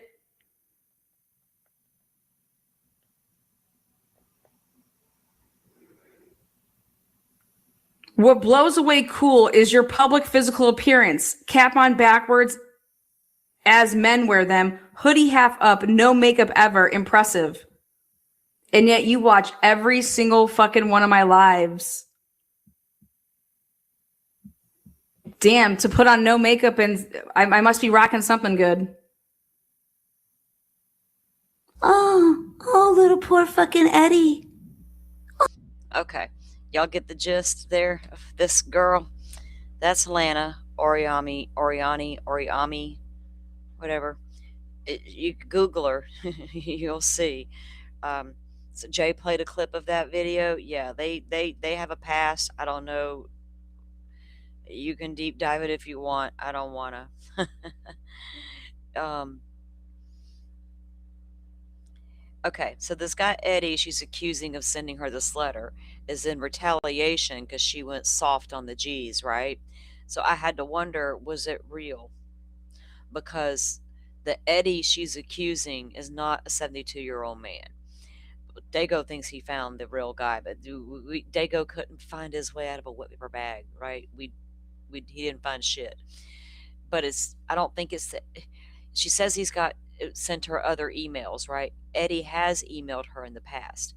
He will email links like, oh, go check out Jules' latest video, go check out Harsh's latest video, things like that, right? Origami. I'll show you who Eddie is. We're going to go take a look. Eddie is a guy from another community. He's been on Lana's panel in the past. She knows who the guy is. I don't know if she was using Eddie to say that he authored this email to just get support for, oh God, now we feel sorry for Lana. You know, she got a death threat because she was soft on the G's because she needed that support back. Oh, I have cancer. I don't give a fuck what you have. You're Eddie said he had cancer ever. I've never heard that. Delusional. You're deranged. And your fucking nutsack is a fucking prune. You unhinged fucking little fucking 4'11" twat. Okay, enough of her. It's Oriani. Oriani. Lana Oriani. Truth and transparency. I'm not putting anything out there that's not out there into the ethernet. Trust me. Okay. It's a wild deep dive, that one. But she'd come out now and says Eddie did all this. Now, I'll show you who Eddie is, and then we're going to move on.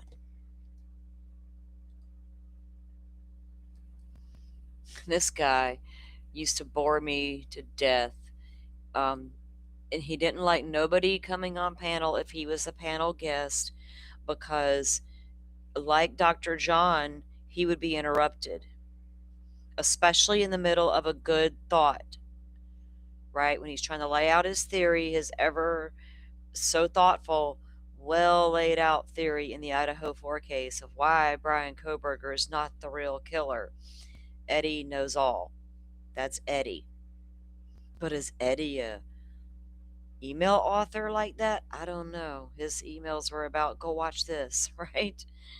Alien Andy coming in with 30 joules. Thank you. How you been? How you been?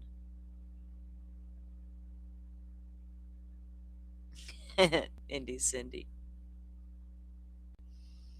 Oh, okay. Yeah, okay. Gotcha, Cheryl. Gotcha. Okay. That's who she is. And she too, Atlanta covers a lot of cases, but she's also a big Idaho 4 she has a lot more content than just Idaho 4, unlike Jules and True Crime Cafe with Dago. True Crime Cafe with Dago. This guy couldn't. He can't cover anything else. The community doesn't like it. When he does, he has to even say, "All right, guys, this is not an Idaho 4 case, but I hope you stay with me." Ooh, his voice just came in my ear. Oh God, I gotta prepare myself.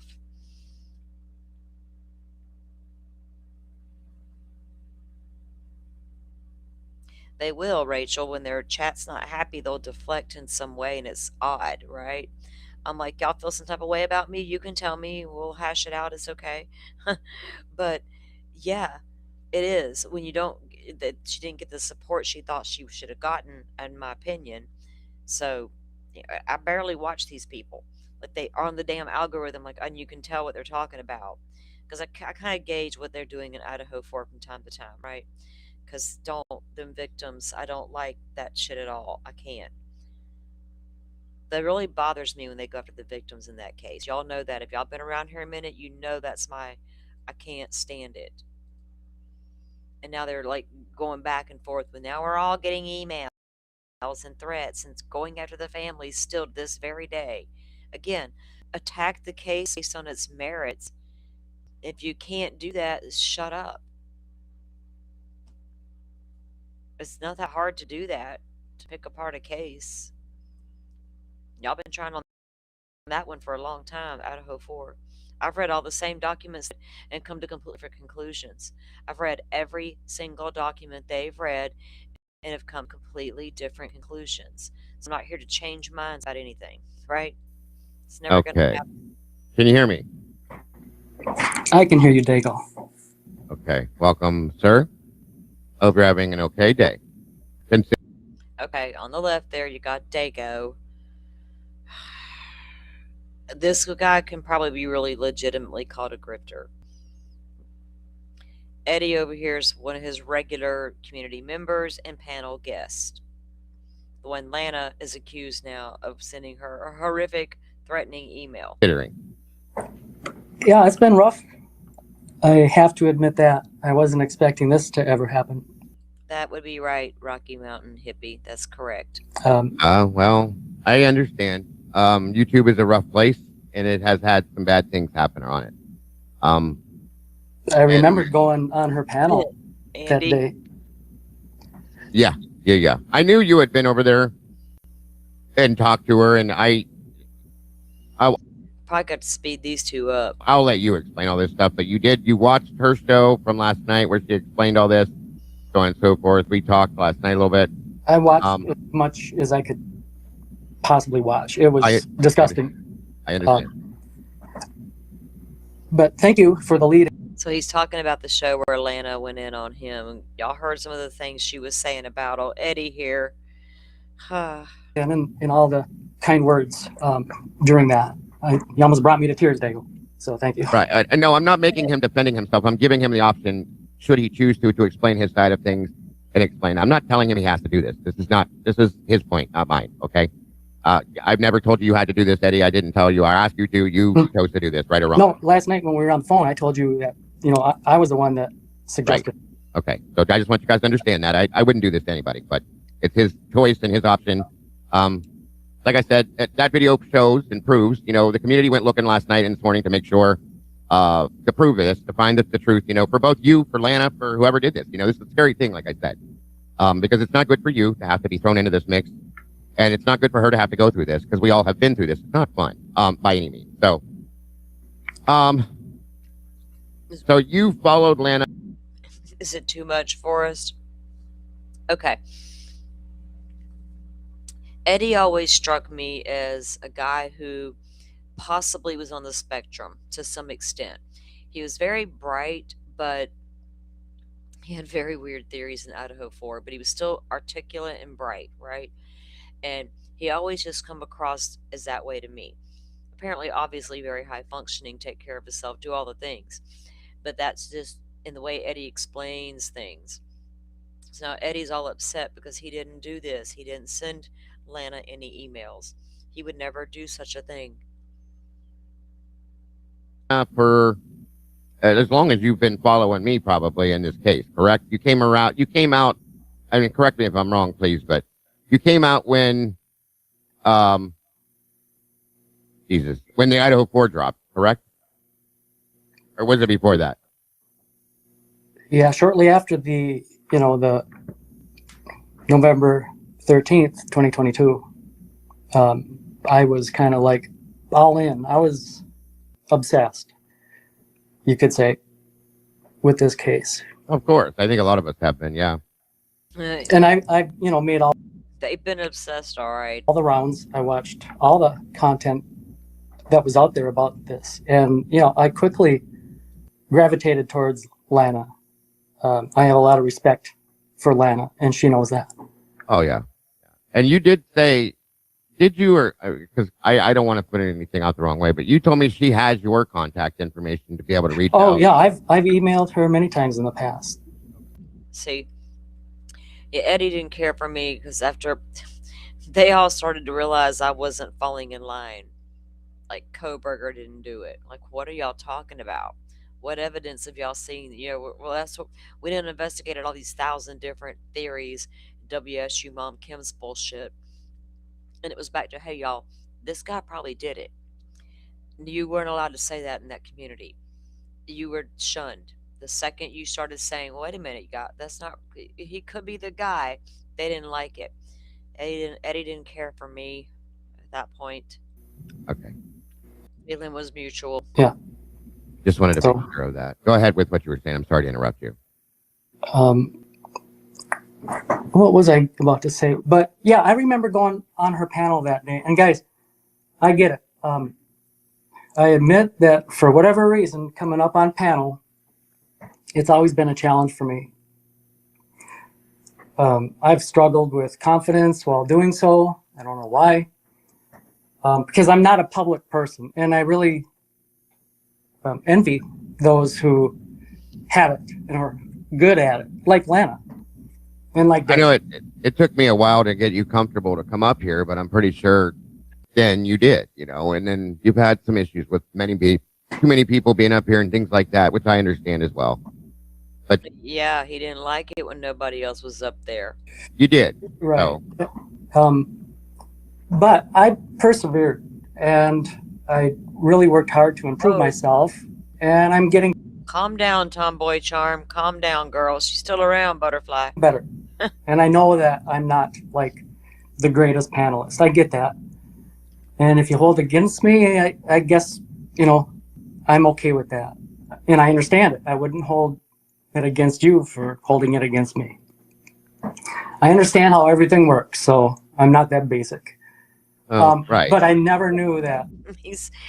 Eddie said he's not that basic. Oh, come on, Eddie. Yeah, you are. We couldn't ever be friends because of that, Lana. It is very apparent that this personal attack that I witnessed against me, that she has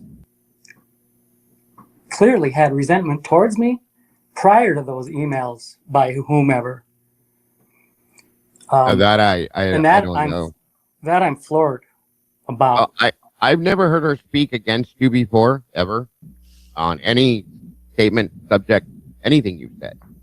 That was Eddie goes on to say, how did he say it? Like, Atlanta was the judge, the jury, all of it, right? And he was just hung at the stakes by Lana. And I'm like, this is crazy that she even goes out and says she got this crazy email, blames it on Eddie. Dago runs live with Eddie to rebut what Lana said. She comes into the chat. People were like, "Yo, drop her the link." She's like, "I don't even know why this live stream is being held. Why is Eddie on that panel?" I'm like, "Really, girl? You was live yesterday throwing Eddie under the bus, claiming he did all this, and you're wondering why they're doing that?" Then she goes into the chat and says, "Oh, I thought we were going to investigate it offline, Dago." Like, what? A while ago, you didn't even know why y'all was up here.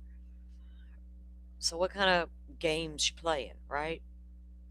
the first time based on what she had received, I guess. see Cheryl and Amanda. Welcome to the Salty Crew. Thank you. But when we spoke last night, I kind of had, I don't know, like how. Indy Cindy. Fuck. Girl. That comment. Dago's over there going, shit, I'm going to get found out. I sent the email and everybody's going to call me out. How are we to handle this? I didn't, like I said, I didn't watch much content of, what she was dropping last night, because it was nearly impossible. And I'm sure that some people here have not seen it. So I thought, well, I'll go outside and mow the lawn and just we'll review it real time in Daigle's live stream. I don't know if that's something He was going to just go mow the lawn and then wait to review it on Dago's live stream? Eddie. This is what we've come down to, y'all, in true crime anymore. Reviewing each other's reviews of each other, or what are we doing anymore? you're down for. If that seems, you can. Oh yeah, I don't mind that as long as you're comfortable and Jesus, everybody else calm is down. comfortable with it. I just want to set things right and straight the best way I possibly can to help to do that. That's my entire goal with this for everybody. For you, for her, for anybody that thinks differently about different things. That is my entire goal, is to make peace with this, straighten things out, and put everything back in the right mode that it should be, and like I Put everything back in the right mode. said last night and today, she's turned this stuff over to law enforcement, which is the number one thing that should be done.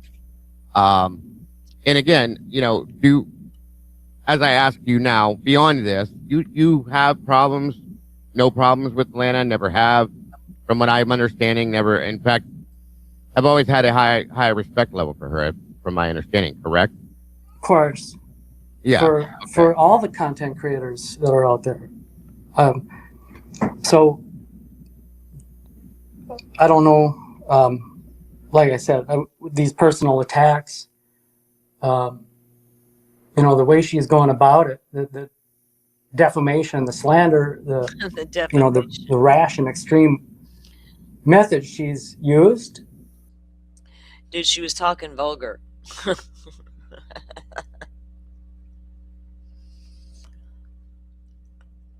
Hey now, we have huge Mardi Gras parades here too, but not like Louisiana.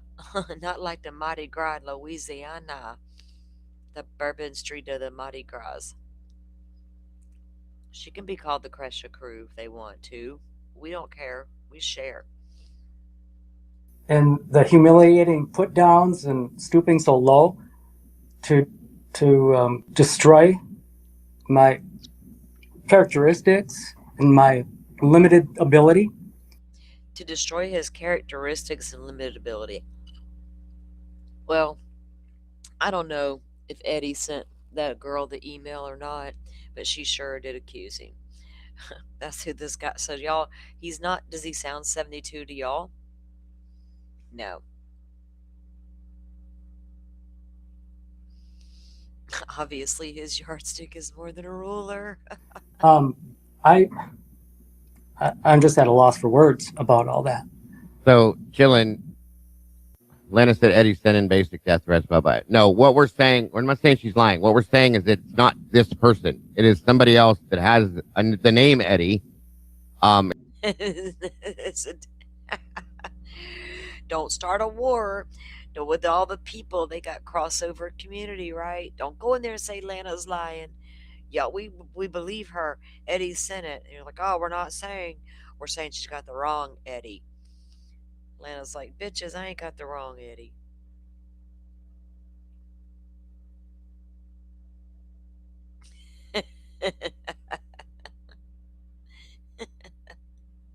Oh shit. It is not Eddie that is sitting here right now. It is somebody different. Okay, that's what we're saying. And it was that she assumed it was him based on other information, I guess. Because the person signed their email Eddie. She didn't say, hey, it came from the same email address. She's like, I've gotten 7 other emails from this Eddie guy, and this same email was signed Eddie. But so Dago and them investigated and decided it was a different guy named Eddie. But I've I always, everybody knows, I'm comfortable with myself, to a point. I Oh, sorry. Comfortable with himself to a point. I understand that I'm kind of challenged that way, and I've even said as much many times. So, um, that's it is what it is. Like I said, I'm putting forth effort to work on that. So I'm not defeated. So there's that. So there, what does that got to do with I did not send that girl an email? I'm not defeated. of course, You know. of course. But first of all, I have to say thank you, Dago, for allowing me a platform. Because if it was not for you doing this, I wouldn't have the ability to say anything in my own defense. Can you imagine? Eddie, we'll platform you, buddy. You need a safe place to land. We got you. We got you. Anna, Lana making accusations that may or may not be true. We don't know. Do we even That? Of course, of course. And I would do this for anybody that is small, as well as I would want somebody to do it for me, as well as I'm sure she would do the same thing to prove something right or wrong at the same. He's such a liar. Dago, you want me to unprivate that one video, Dago? Do you? It's not good. You want me to unprivate it? It's the only one I've got private. Want me to? Same point. Okay, it is what it is. And this again, I'm going to say this one more time. This is the, and I'm asking you guys as adults, as good people. This is not a slander, Lana or Eddie or any kind of thing. That's not what As adults and good people. Does he realize who he's talking to? oh, oh, this is about. We're not in here talking shit about people. We're in here trying to make things right, folks. So let's not do any of that, please. I'm asking you guys.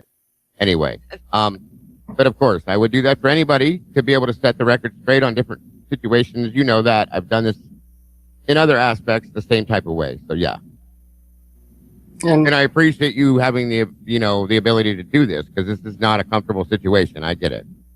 okay, so I don't know, y'all. I don't know. Y'all hear how Eddie is, his demeanor there. That's just a little bit of him. This guy. All he ever wanted to do was discuss Idaho for theory, right? And send all these other creators emails about, did you see that one's latest content and all that kind of stuff. I don't know what Eddie's out there doing on these streets, but Atlanta had lots to say. He didn't like it. Yes, see, it's not just like area. It's like all these cases have a little brand of bullshit with it, including Nancy Guthrie. If you look at the criminal network JLR bullshit stuff comes out of that. And nerdy, we didn't see it in that piece earlier of White Boy Radio, but White Boy claims he has reached out directly to Tommaso, showing support, right? Letting him know these YouTubers are out here, look, cray cray, going at you, and we're giving you support. But he said that Tommaso has not replied yet. So yeah, there's another email aspect in this. This turned out to be an email kind of night.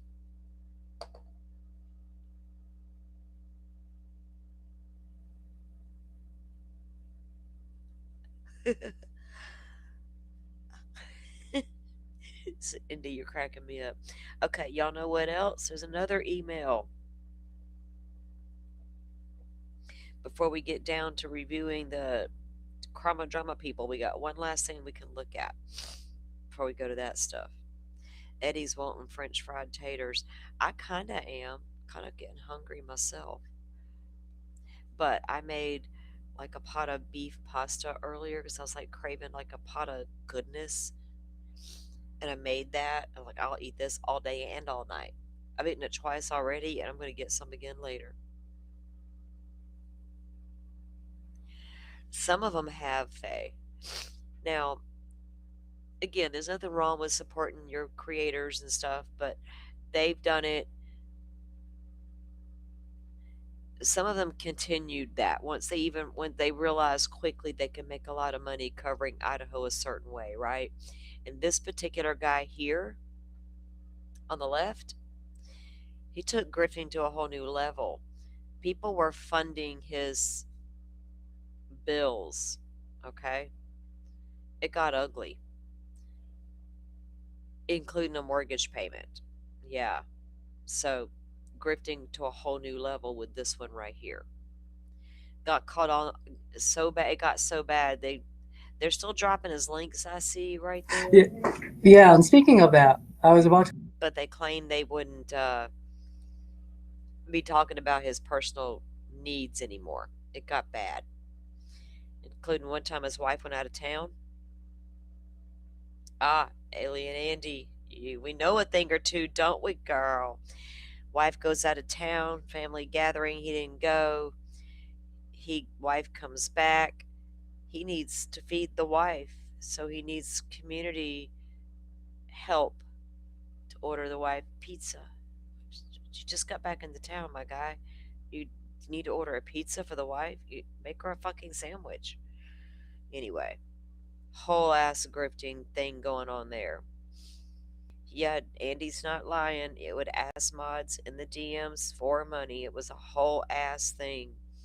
Gaslighting the whole community. Butterfly and Andy know, because the three of us were there. We we saw some shit, and thank you, Andy, for everything back then. But yeah, we took his ass to school over that shit, didn't we?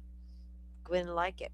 You hurt the community along the way using vulnerable community members, right? That are just there to support, and then roped them all into this Idaho 4 fuckery that they do, right? It's crazy. It's also a level of manipulation when you learn that, oh, this is what the community wants. I'm going to let, eh, protect your community along the way. Don't use your community and abuse the community. That's not cool to do. The goal should be to protect your community from the bullshit, right? Not bring the bullshit to the community. And Dago did it more times than one. He had a guy on the panel one time, and he claims he didn't hear it. Guy was talking his theory on Idaho 4 cannibalism occurred. He was saying this shit on the live stream. We're like, whoa, whoa, whoa, dude, what are you doing? Dago claimed, oh, I never heard it. We're like, dude, you were the fucking host of the show. What do you mean you didn't hear it? You know, shut that shit down like that. Yes. Oh, wait, right there. Knowing many were disabled and on SSDI. It was crazy, and you're not lying. Still got his hand out though, because he's really disabled too. Just can't get SSI. I don't know if he ever got it or not, Andy. All that talk about it back then, I don't know if he ever did or not. I don't know what he does these days. I couldn't tell you. But the grift was a strong one. If it wasn't the mortgage, it was the hot water heater, it was dinner, it was groceries, it was the light bill, it was I need a new chair, mine broke, I need the Wi-Fi bill, got to get paid, we can't go live. The powers, it was a lot, y'all. Need a new mic. The wish list is pinned, right? Like what in the hell? My son needs a trip for school. Here's the way to fund it. Like, damn.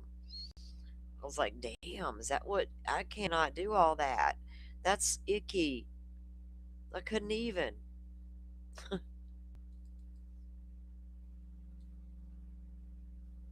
Now, his son's school, yep, it was a lot. It was so much. Andy and Butterfly know. You couldn't even go into a live stream without there being a need, right? In that guy's world today. There's a need today, and all you supporters can help with that need. It was crazy. You just had an Amber Alert. Oh no. Oh no. We don't like those.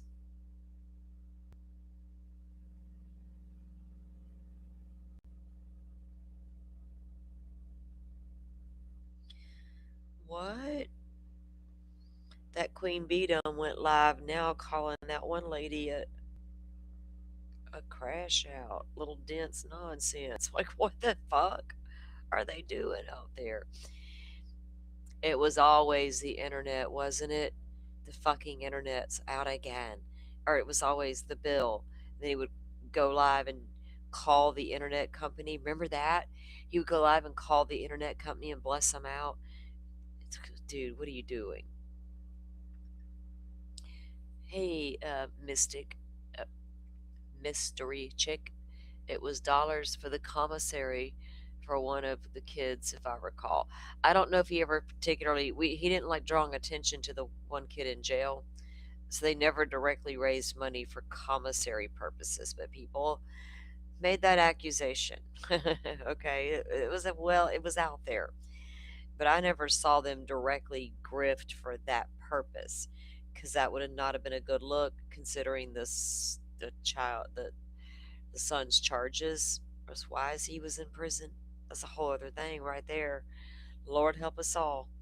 See, y'all be safe on them streets. When y'all get a like a weird red flag,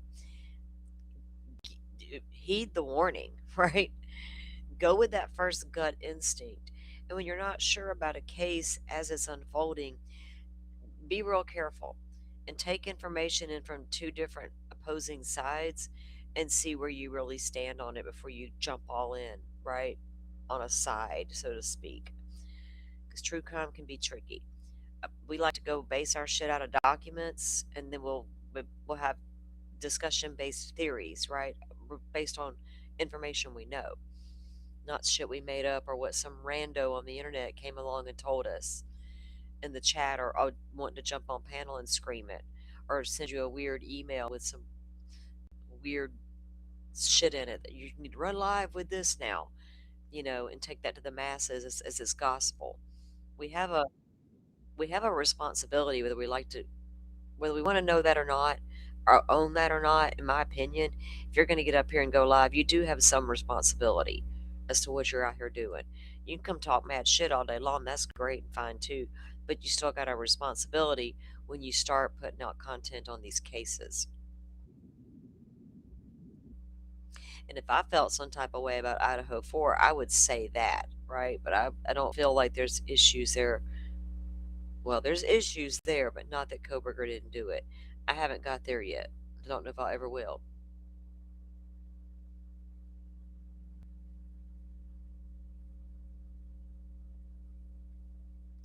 It is okay to demonetize. Grifting's a whole different thing, but I think it's so easy. These streets of surface level gotten so used to saying, "Oh, that's grifting," just because I don't like somebody.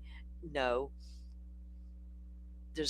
some people do it straight up for the grift,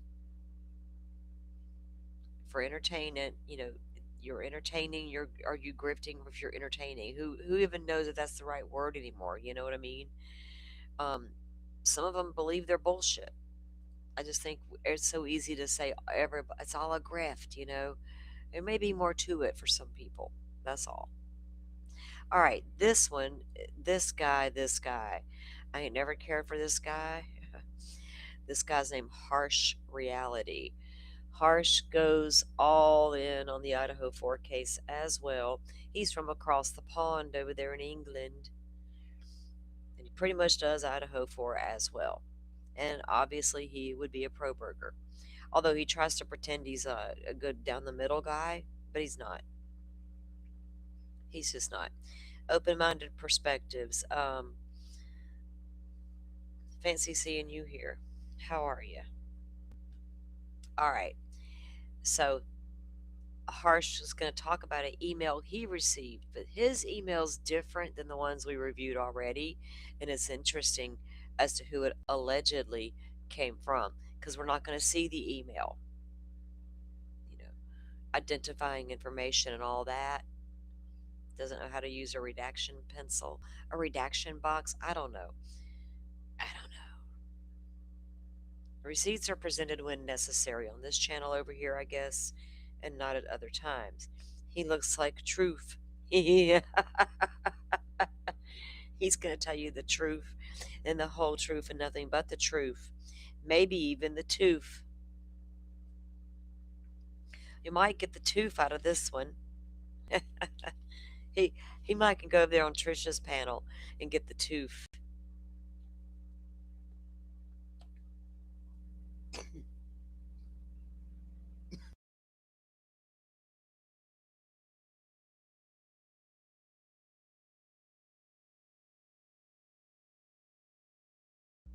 Okay.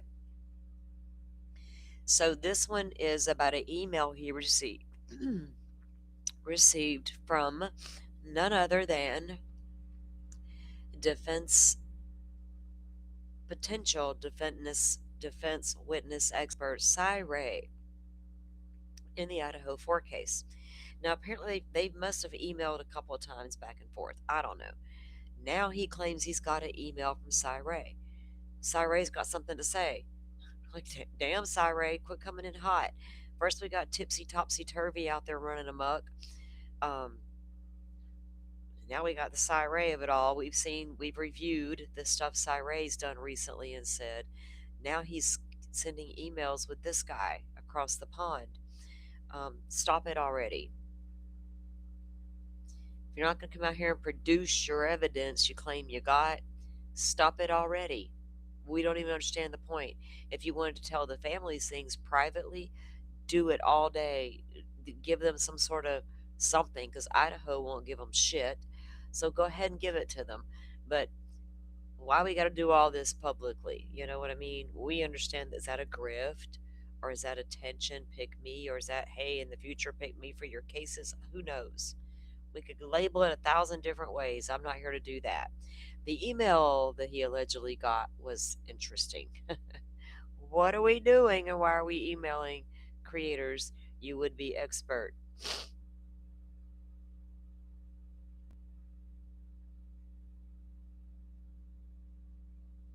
What are you talking about?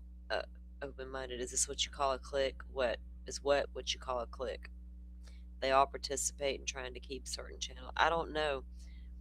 I ran across a couple of these things randomly on my YouTube feed. I don't consume the Pro Burger channel stuff. This popped up in my YouTube algorithm, and I'm talking about certain aspects, not just Idaho 4. That's not what I'm here for, girl. Slow your roll. I don't know what's going on. I just know he got an email with Cy Ray, and we're going to review that. Alleged email with Cy Ray. I'm not saying anything good or bad about this guy. If y'all want to go see his content, have at it. He emailed me because he'd emailed me before. I'd emailed him. He emailed me back. And then after he emailed me back, I then didn't email him back. So that triggered this email. So he come back and he said, not that I'm keeping count, but you publicly out me for ghosting you. You then email for ghosting you. I don't know what that means, which I promptly respond to and say that I am happy to chat any time. And 6 days later, ? I know you are busy, but moreover, I hope you see the irony here. I haven't got the email on screen because it shows Cy Ray's email address, which I don't want to share. And also some other emails in the background on the side as well that I've been dealing with. So I'm just reading it. So I responded to that and I said, hi, Cy, it wasn't me publicly outing you for ghosting me. It was me reading that I accused you of ghosting me and sharing your response. Accused. And that you said you hadn't ghosted me and were in fact just busy. I said, you're now falling into the trap of what many people do when looking to criticise or make a point. They take something, make slight adaptations to it, and make it appear to be something it's not. Oh, the irony. So we don't need to talk. You explained you were busy. I don't need to take up any more of your time. I watched you very clearly make claims and statements on one podcast that matched what you stated in court, and then I watched you do another podcast with Steve Gonsalves and Brian Enton that your statements completely Open-minded. I know who you are. I've always known who you are. I'm well schooled in the background of this, all of this, hun. We're just reviewing a bunch of emails people are talking about. That's all we're doing. We're not here promoting or hating on anybody. Well, we might hate occasionally, but we're not promoting anybody. Lee Well, we did Dreadful Penny. We promoted her earlier. contradicted the earlier podcast and court statements. I respected you. I held you in high regards. Then I In fact, Van Life, I know who you are. saw this absolutely ridiculous contradiction that simply made no sense. You either lied to the custody queens and in court, or you lied to Enton and Steve Gonsalves, or you got a shit ton of evidence in the few days between appearing with the custody queens and Enton, which I struggle to believe. Now he's gonna go back and forth with Cyray in an email over what you said and didn't say. Why is Cyray even engaging? That's my question. Is they all think they know the case inside and out, right? And Cyray this, Cyray that. Okay, don't believe him. I don't care. But why is Cyray even engaging at this point and saying, "Well, I got all of this, but I can't say it out loud yet. I can't. I can only share what's out there. There's nothing out there, right? Cy, you said a whole lot of accusations that you need to back up if you can. And why are you communicating with these damn creators when you know what their channels are about? You know what the content's about. Don't say you don't know, or you wouldn't be emailing with their asses." I said, it feels like you're pandering to the audience of the moment. When you're dealing with an audience that you benefit from saying one thing, you say that. And then you switch it, to accommodate the differing audience. I said, you just carry on with whatever it is you're doing, and I will carry on asking questions where they exist and He's got that big old play button, but can't do a redaction, Andy. hope that at some time sooner rather than later, the blanks are filled, and whatever the conclusion of this case is, all the checks and balances are in order. For now, all I can say is this, with the utmost respect. Between the two appearances on YouTube, your integrity is under scrutiny for the aforementioned reasons. People cannot fathom why the 180. Maybe you could take the time to address that to offer some clarity. Not to me, as it's not me you owe the explanation to. I wish you the best of luck in your future endeavours. So he came back and said, Sean, the same. I respect your opinion. The irony here is your inability to see the legal restraints changing before your eyes. Much happened between Custody Queens and Brian's podcast. The legal landscape literally changed. I am now more free to speak as a result, and I have. Why would Cy be? What happened between Custody Queens and the Brian Intent interview that would have changed where he could speak more freely by the time he got to Brian Inton? Like I always said I would. I am sitting on more evidence, always have been. That's the key thing to listen to. He always has been. So I am sitting on more evidence, always have been. The problem is, I know, right? My proof is trust me, bro. Is as a defense expert, if I reveal it, it very well may be suppressed and tossed out for good. What might be suppressed and tossed out for good? Something you might come out and say now? That only matters if Koberger gets a new trial. Just in case, you probably shouldn't say a damn thing, but you did already. Cyray, what are you actually doing, sir? So I have to be careful what I say. The legal restraint is now gone. So yeah, I have thousands of GPS pings that were never analysed and worked into the investigation. I have turn-by-turn routes BK took and the days after the murder that show intention. turn by turn routes and it shows intentions. What are you talking about, Cyray? Why are you emailing Harsh all that information? You got what, sir? Can we get one of them interviews with Cyray? And distinct patterns that align perfectly with conscious of guilt. Literally textbook actions. The same textbooks he studied, and all of it was missed. Textbook stuff from the same textbooks that Koberger studied, and it was all missed by the FBI?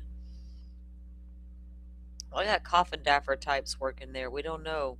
He said previously, if I run my mouth about the very details, all of it, including potentially the murder weapon, gets suppressed. My opinions have never changed about this case and or the evidence. The legal landscape in how I can state it has. Your failure to recognise that is the cause of your confusion as to my statements. As far as the pandering claim, use your own logic to break that down. Pandering to who? The true crime community will never pay my bills.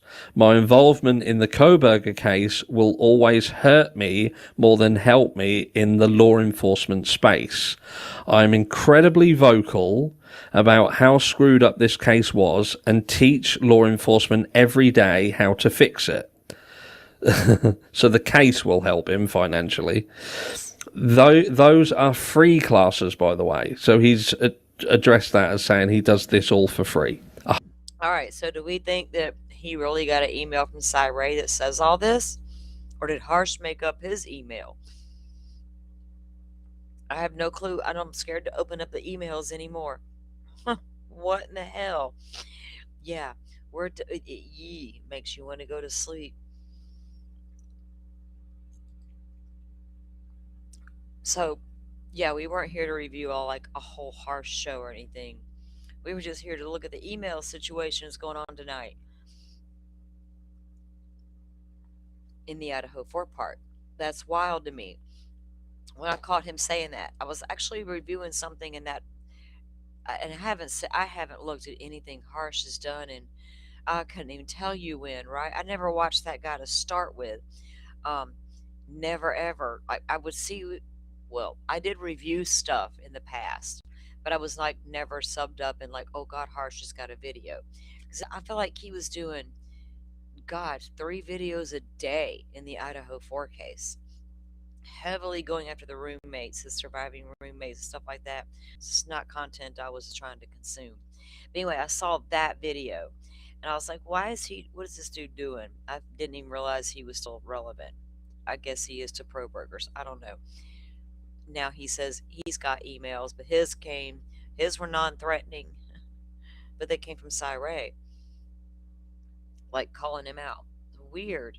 There's a bunch of weirdos. I don't know what's happening. Why do we have to do all that?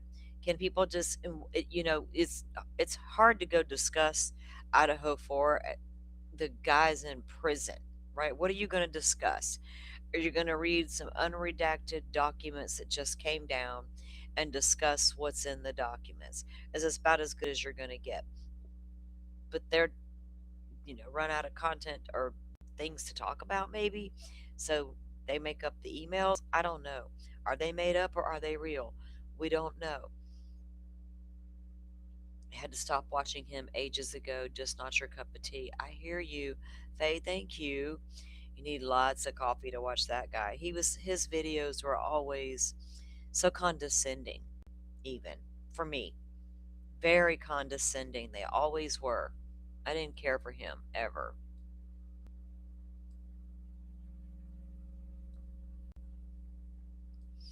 All right, guys, let's get on to covering that chroma drama stuff. And because I don't know if so many people don't even know what it all is, what's going on. Who are all these people?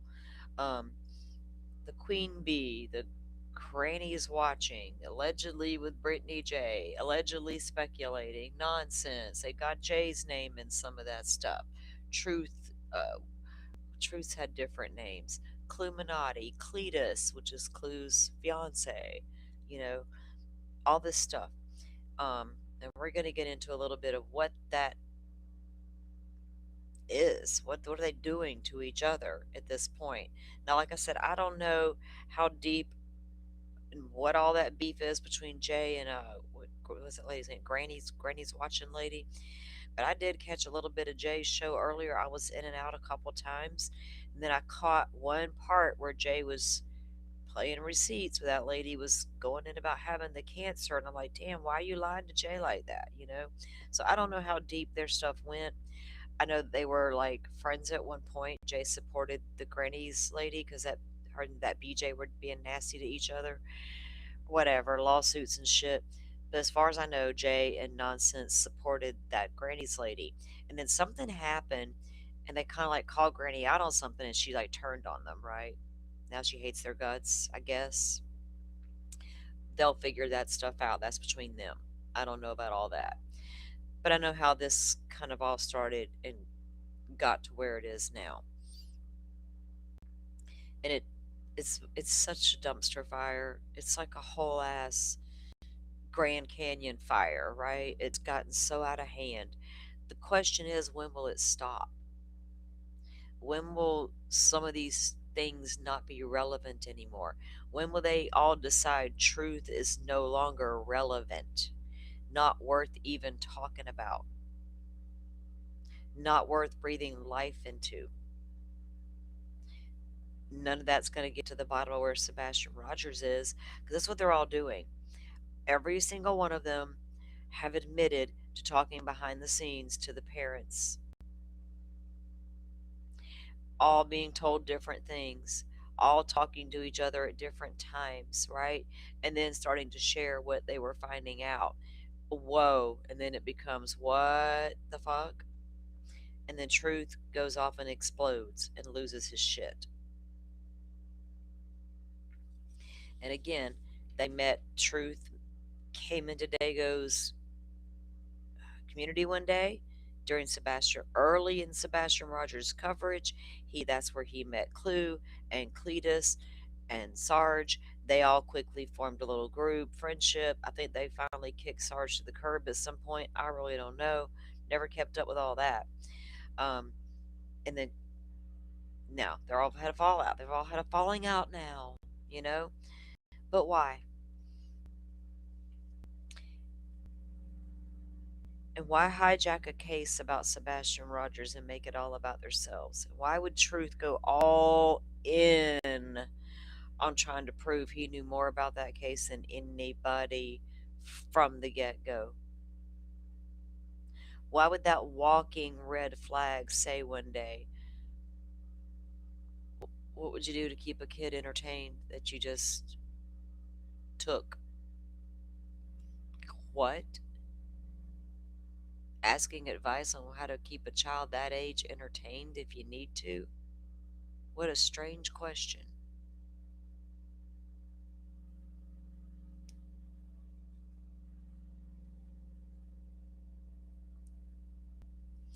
I have no idea how that Rico is going to go or any of that. They shouldn't have got personal from the get go. When Granny started covering Brittany's coverage of Sebastian Rogers, and then all that mess started, and they turned, it all got ugly. The mudslinging that started. Why did it even need to go to that level? If Granny's channel was about calling out true crime grifters, is that my understanding? Is that correct? Kind of like the Queen Bee's channel. The calling out Brittany was what it escalated, right? Insert the parents, escalates even more. Insert communities, it got even worse. Now everybody's got the green team and the dark side. It's grow up. It never had to get to that level, and it can stop today. It literally could stop today. The back and forth. Let the court cases all play out. They're going to have to, right? But the back and forth on YouTube,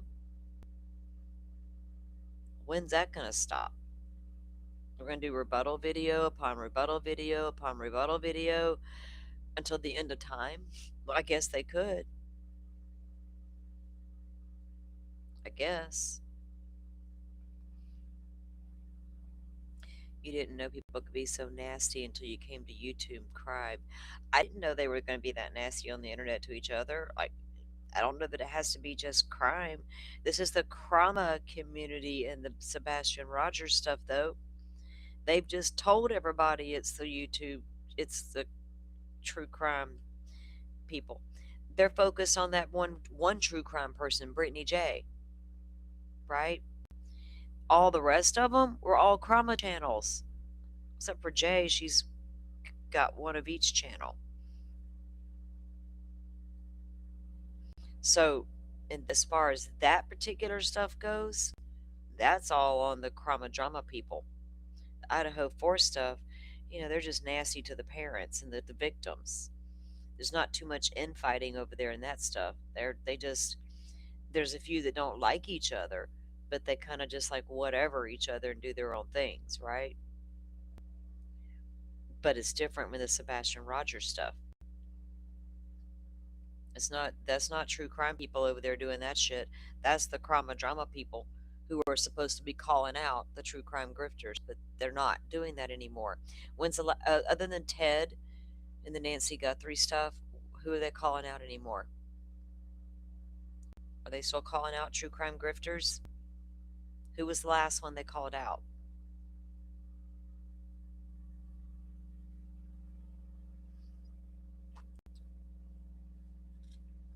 Who's the real grifter here, right? Who's the real grifter? True crime or the drama crama community?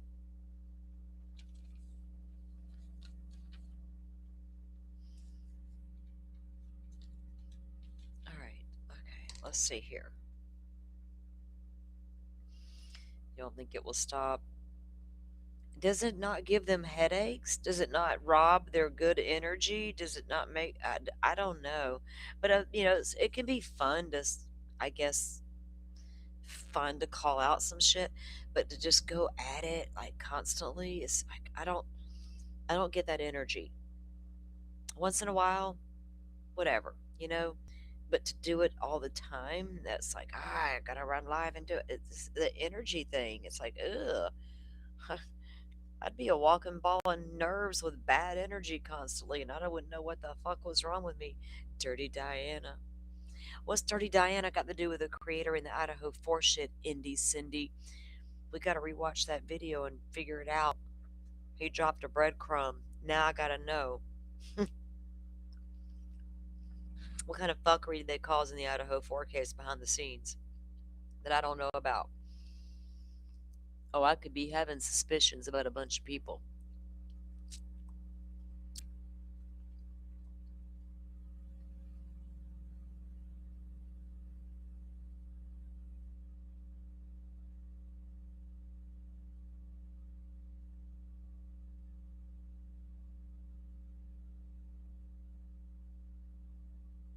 They were showing Jay's live stream over on Kick, or they review her streams over on Kick. So you go live and then you review that live, then you live back and forth. Well, let's review some of that granny lady. Let's show you how I find her very manipulative. I always have. I found her extremely manipulative. Yes, some people found her to be honest and legitimate and befriended her. I don't know. I was not a part of all that. I went my way. You know what I mean? I would see those lives being held, and you could always keep up with there was drama going on, and it was easy to follow from the headlines and the thumbnails, right? And you could tune in to probably a good 15 minutes of the show, and you'd get the gist of what was going down. Um, so those custody queen girls invited this guy named Sarge. He's an Idaho 4 character. He's no count Idaho 4 character. They invited him over to their show, and then he got an email from them taking back the invitation.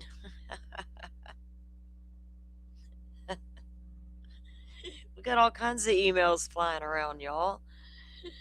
Uh,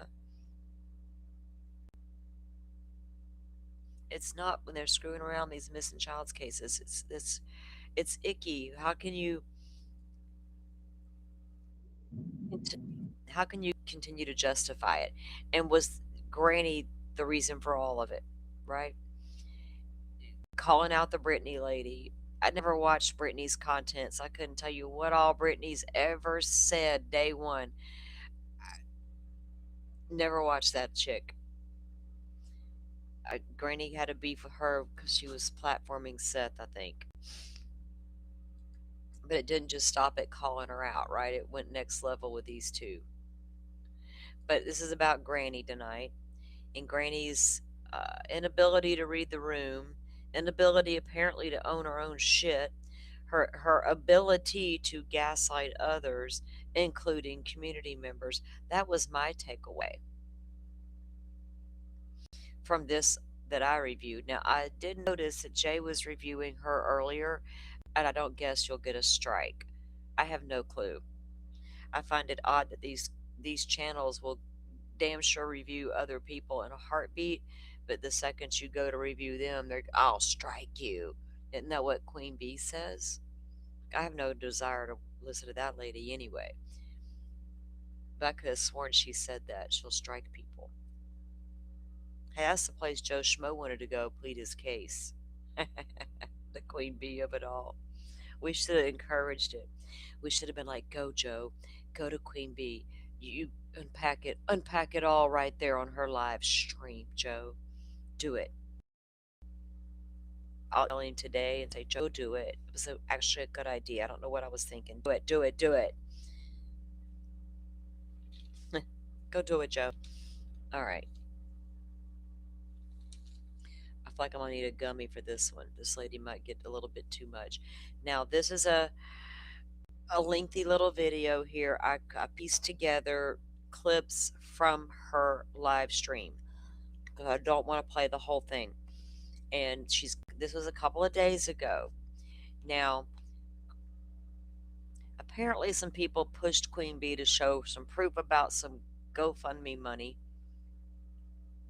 And to deflect from that, she went live and told everybody about allegedly speculating's drama about writing Stefan Stern's letters to prison. Started all that drama to deflect from her own drama. I don't know. And then that truth guy goes and explodes on the internet. Granny comes live and she ends up paneling Chris and Katie Proudfoot. And then Seth goes over on the kick with truth guy. Oh my God, y'all, it's a lot.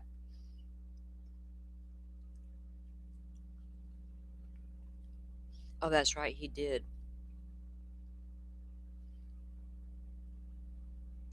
He wanted to go a lot of places. I forgot he did. You're right.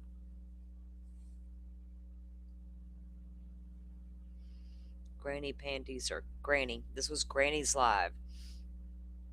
It was just a couple of days ago. Like she does early morning lives, I think. Because I never knew when this lady was on the internet. I don't watch her shit either. I didn't watch none of that coverage about Britney or whatever. All the lawsuit stuff. That doesn't concern me. That's not the crime here. The crime was the child is missing, right? All these other crimes were brought on by their own actions, in my opinion. So I can't with that shit.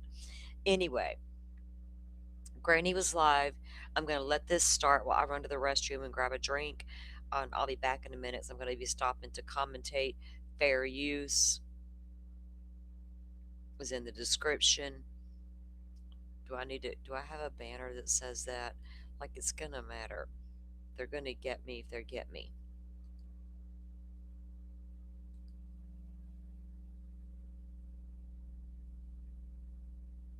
Aha.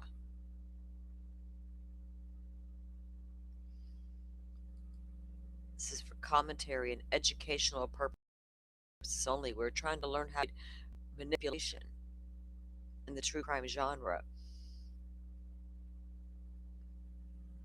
Red flags we can look for going forward. Her voice, y'all buckle up. Buckle up.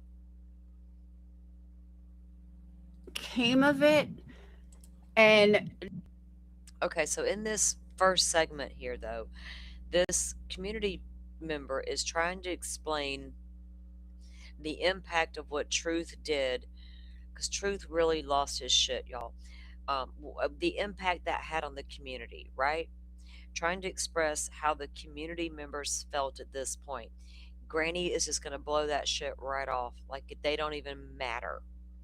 It's like, how can you sit there and do that when you know full well y'all have weaponized the shit out of this community all this time, done all you can to garner their support for you, but gloss right over and act like they don't even fucking matter. That's annoying as all get out, granny lady. It's annoying. All right, I'll let her show you her arrogance while I go grab my drink. I'll be a minute. Nothing like I don't think I might be wrong, but I don't think majority of people even care what this quote unquote inside information is. I think it's more of all the bullshit that he pulled yesterday, and that people are like, are you holding something over my head? Or my favorite creators lying to me?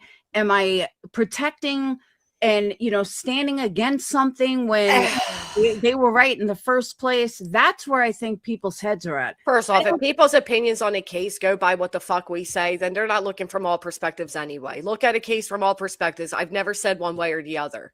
I see people keep bringing up the comment. He gave grace to Sebastian, dignity when he didn't deserve none.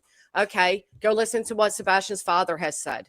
Okay, I know that's what's being dangled right now. I'm not the one. I'm sorry. And I told you it's exactly what he thinks, that everybody disliked him when Jay came out with that. That's his big heart up. He thinks that I'm the cause of why so many people attack him and don't like him. He does.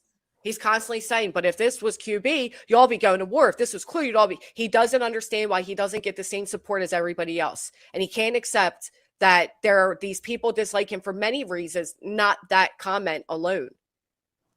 That's my heart of feeling and understanding of it all, to be honest. But with all due respect, his mental health is not Sub's problem. And it's not subscribers' problems. You and I have tons of channels made about us. Do you see us crying about it? No.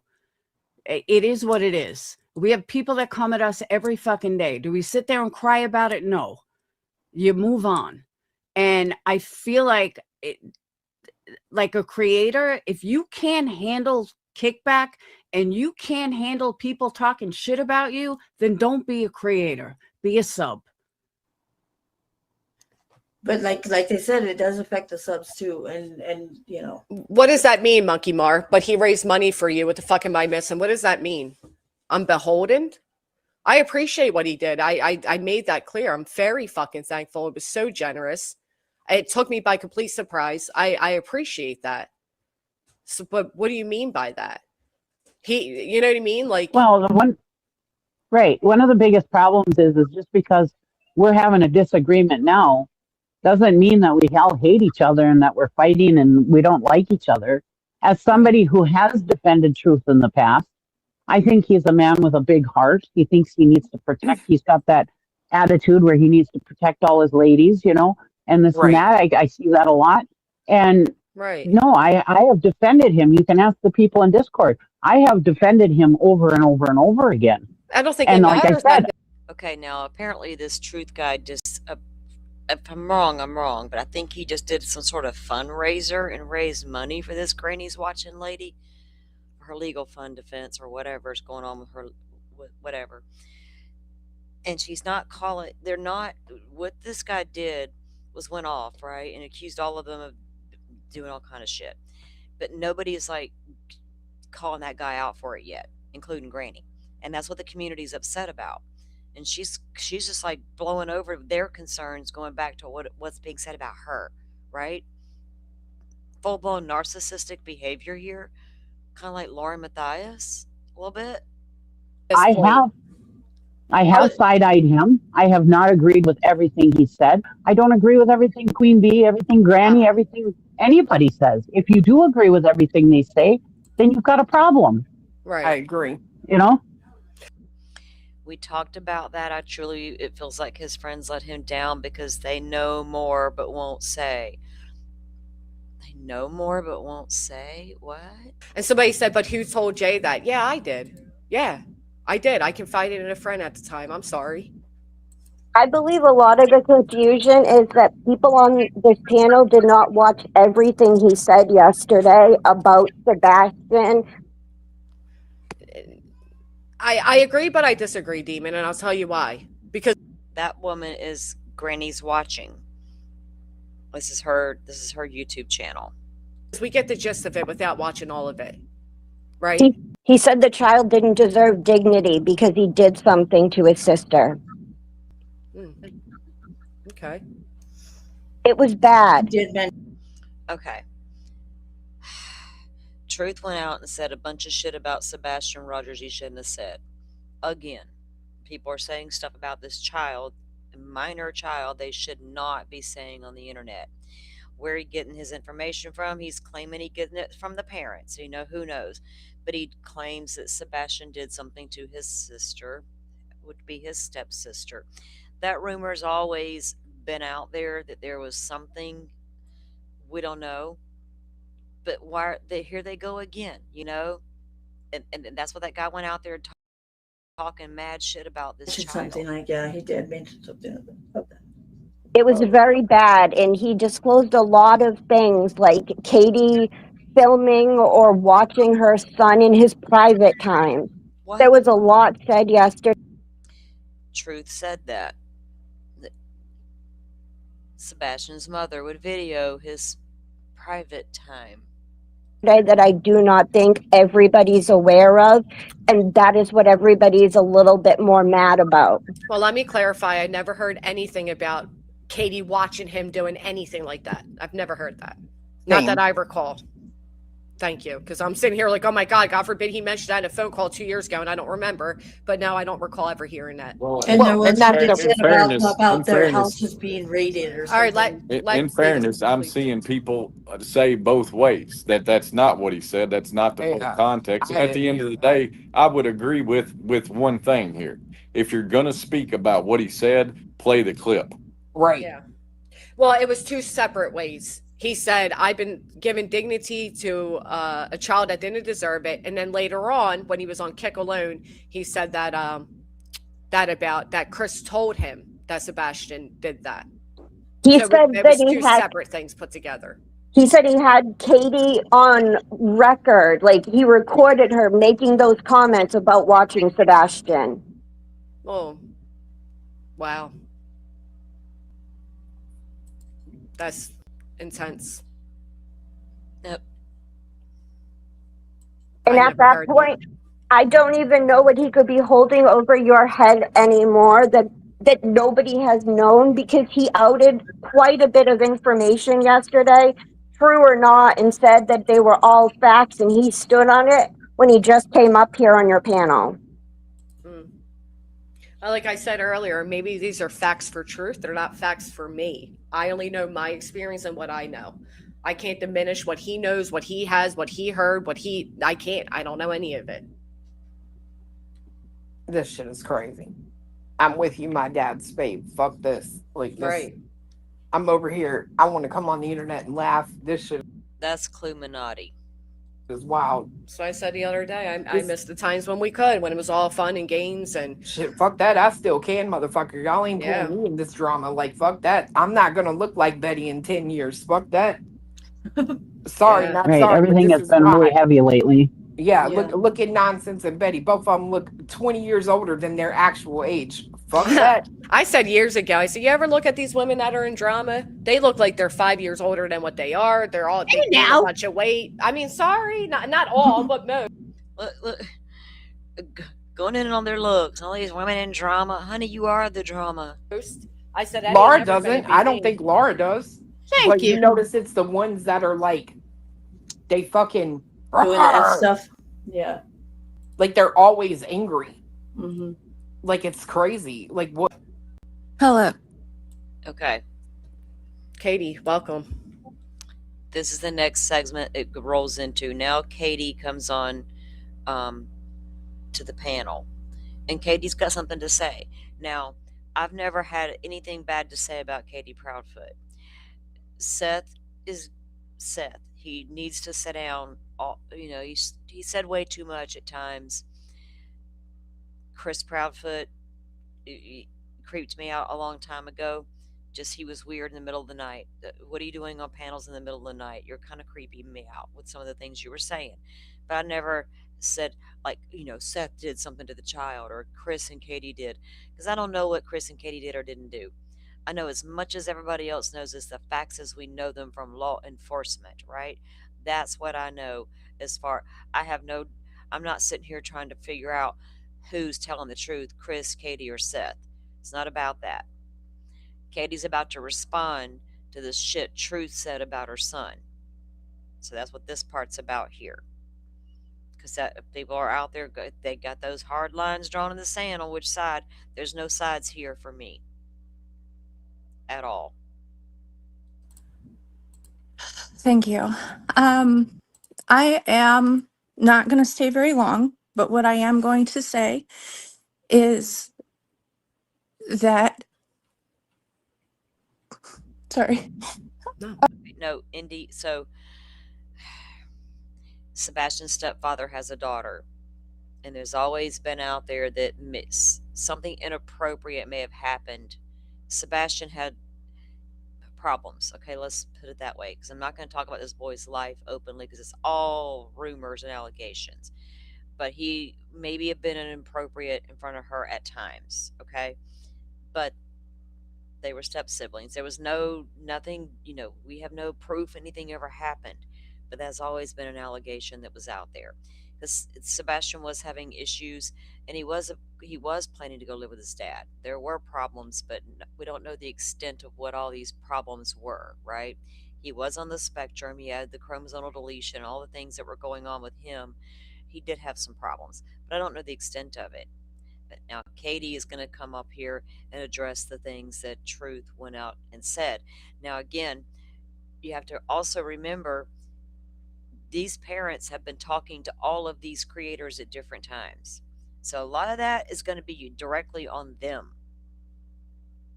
Shouldn't have got so messy and went out and trusted a bunch of creators with a bunch of private information and oversharing. That was your first problem. And I think all families going forward should realize that when they come to the internet. Do your homework about who you're going to go be a guest for. Go view their older content, see what kind of vibe they give. You can be families can be raked over the coals so quickly when they come to social media, even if they come with good intent.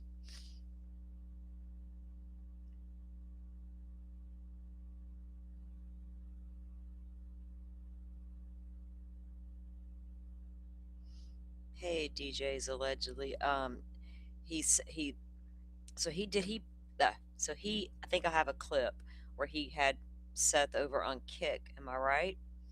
Is that what you're speaking of? Treated Seth kind of horrible and wouldn't let Seth speak. Uh-huh. That doesn't surprise me. I have Kick. I used to go there and occasionally go join Publicly Buzzed, but I don't go on Kick. That's right. Sebastian should be the only person, but they're not looking for Sebastian anymore because they're all convinced that the other parent did something to the child. So, what kind of attention are they trying to draw to the case? They're trying to figure out who did it, as if the granny, I thought you was a true crime caller outer, not an investigator, right? So they're never going to find Sebastian. That was never their intention to start with. They wanted to get their hands on those families the same way Lauren Matthias wanted to. Because if I can say I'm going to platform the family, I'm going to get the clicks and the views. And hell, if it happens to be drama that comes out of their mouth, the more that's even better, right? And boy, this family didn't disappoint, unfortunately. Families really need to be careful.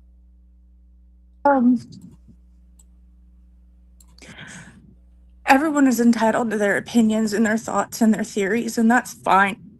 But I am going to clarify something. We are not predators. My son is not a predator. I did not stand by and watch or partake in anything inappropriate with my son. I did not put my son in a trash can.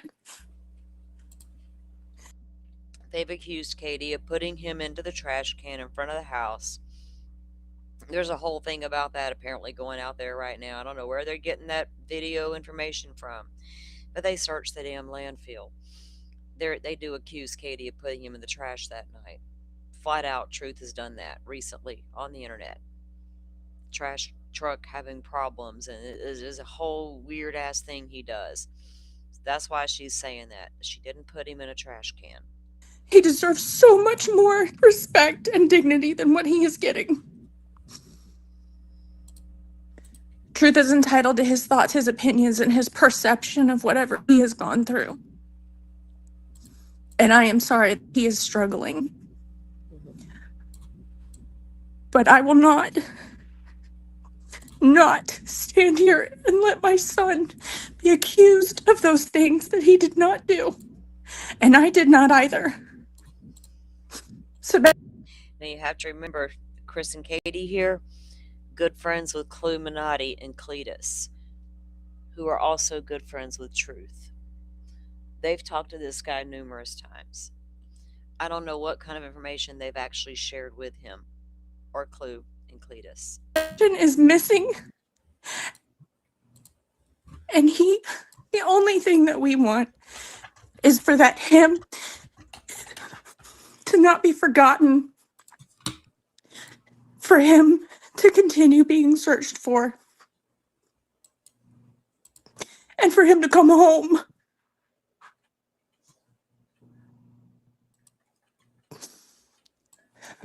I will continue to say thank you for everyone that continues to keep my son in their mind and their hearts. And I don't fault anyone for having their theories, their suspicions, their speculations. If anything, I'm grateful because that means that people are actually giving a damn. No one is perfect, myself included, my husband included, everyone on here included. My husband is not a predator. He doesn't prey on women either.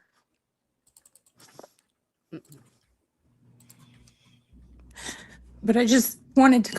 Now they've come out, some of these women that have spoken to Chris and said there was inappropriate things said in phone calls and blah, blah, blah. I couldn't tell you. I don't know. I didn't talk to the man. I wouldn't have talked to the man because he creeped me out at 3 o'clock in the morning when he was on, I don't even remember whose panel it was. It might have been Queen's.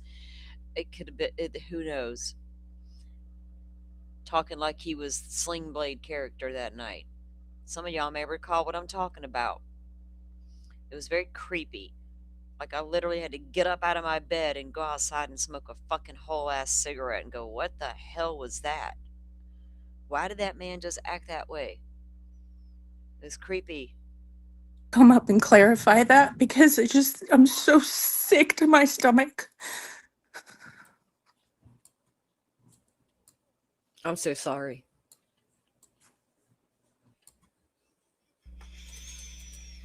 Okay, Cluminati was a YouTube channel.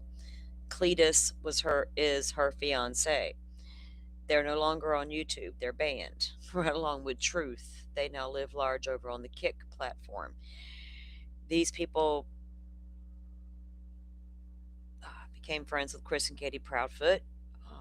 They joined the side of Chris and Katie Proudfoot, while others joined the side of Seth Rogers, the child's father. I am sorry too, and you are in my prayers. Always, have always. Hey, been. Jess, you there? Yeah. Okay, now that man's voice, that is Christopher Proudfoot, stepfather to Sebastian Rogers. Can you hear me? Can you hear me? Can anybody hear me? I can hear you. I can hear you. I don't think they can hear us. I'm getting soft in my old age because I'm sitting here crying. Me too.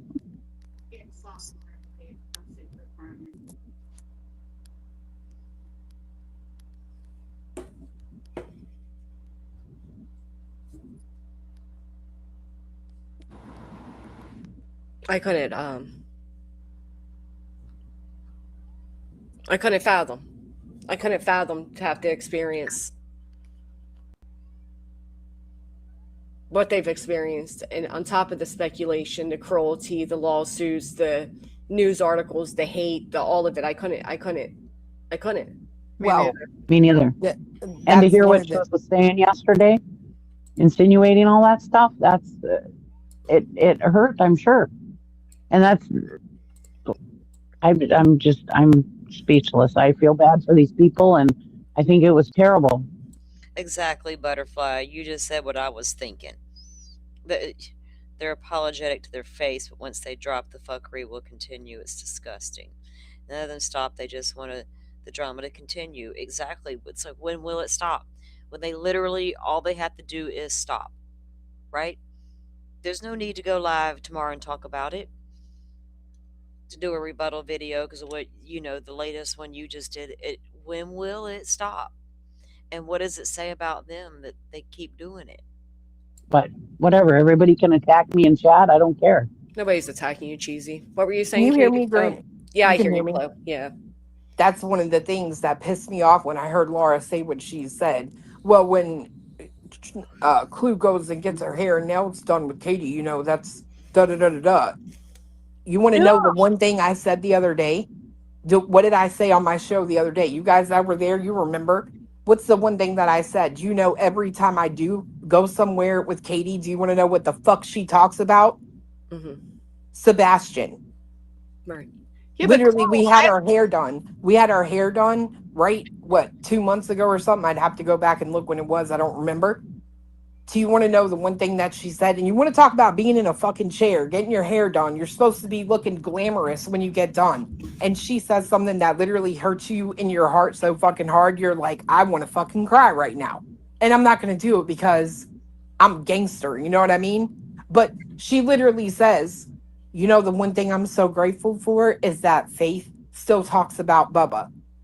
Bro, that shit broke my fucking heart. Sitting in the fucking chair, getting my fucking hair done.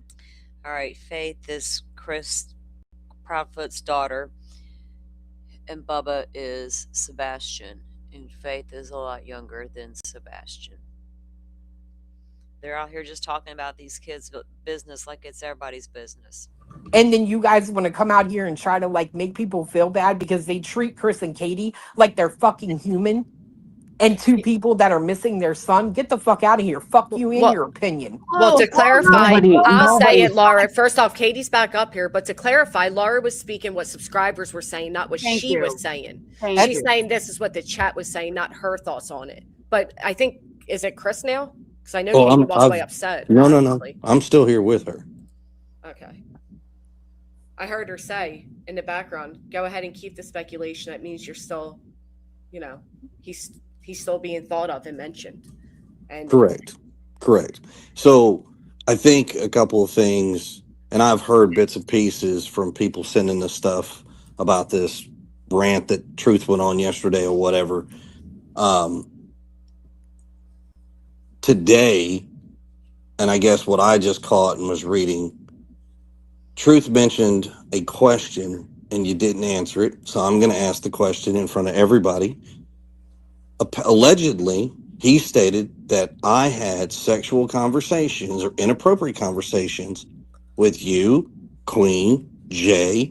I think even Clue was brought into this. I don't know. nonsense. So Not me. for the record, can we just clear this up? Because I think Jay has spoke for herself on that matter. DJ, thank you. Well, we love having you. Thanks for being here. You'll be back to streaming in September. Okay, cool. So Chris, a lot of these women have been discussing that he was being inappropriate. I don't even know where that came from. If it started with Granny or where it was, but Jay has spoke on it. I even think. stated that don't put him in this position that he has some sort of screenshots. So can we clear this up? The quote was that you try to fuck all of us. You have never tried to fuck me. I never heard Jay say you try to fuck her, and I never heard Nonsense say you try to fuck her. Yeah, see, so for the record, actually, the conversations I've had with, and I'm going to be very clear when I say this, every conversation I've had with all the creators is That is a married man, stepfather to a missing child, and he's up on panel with these women.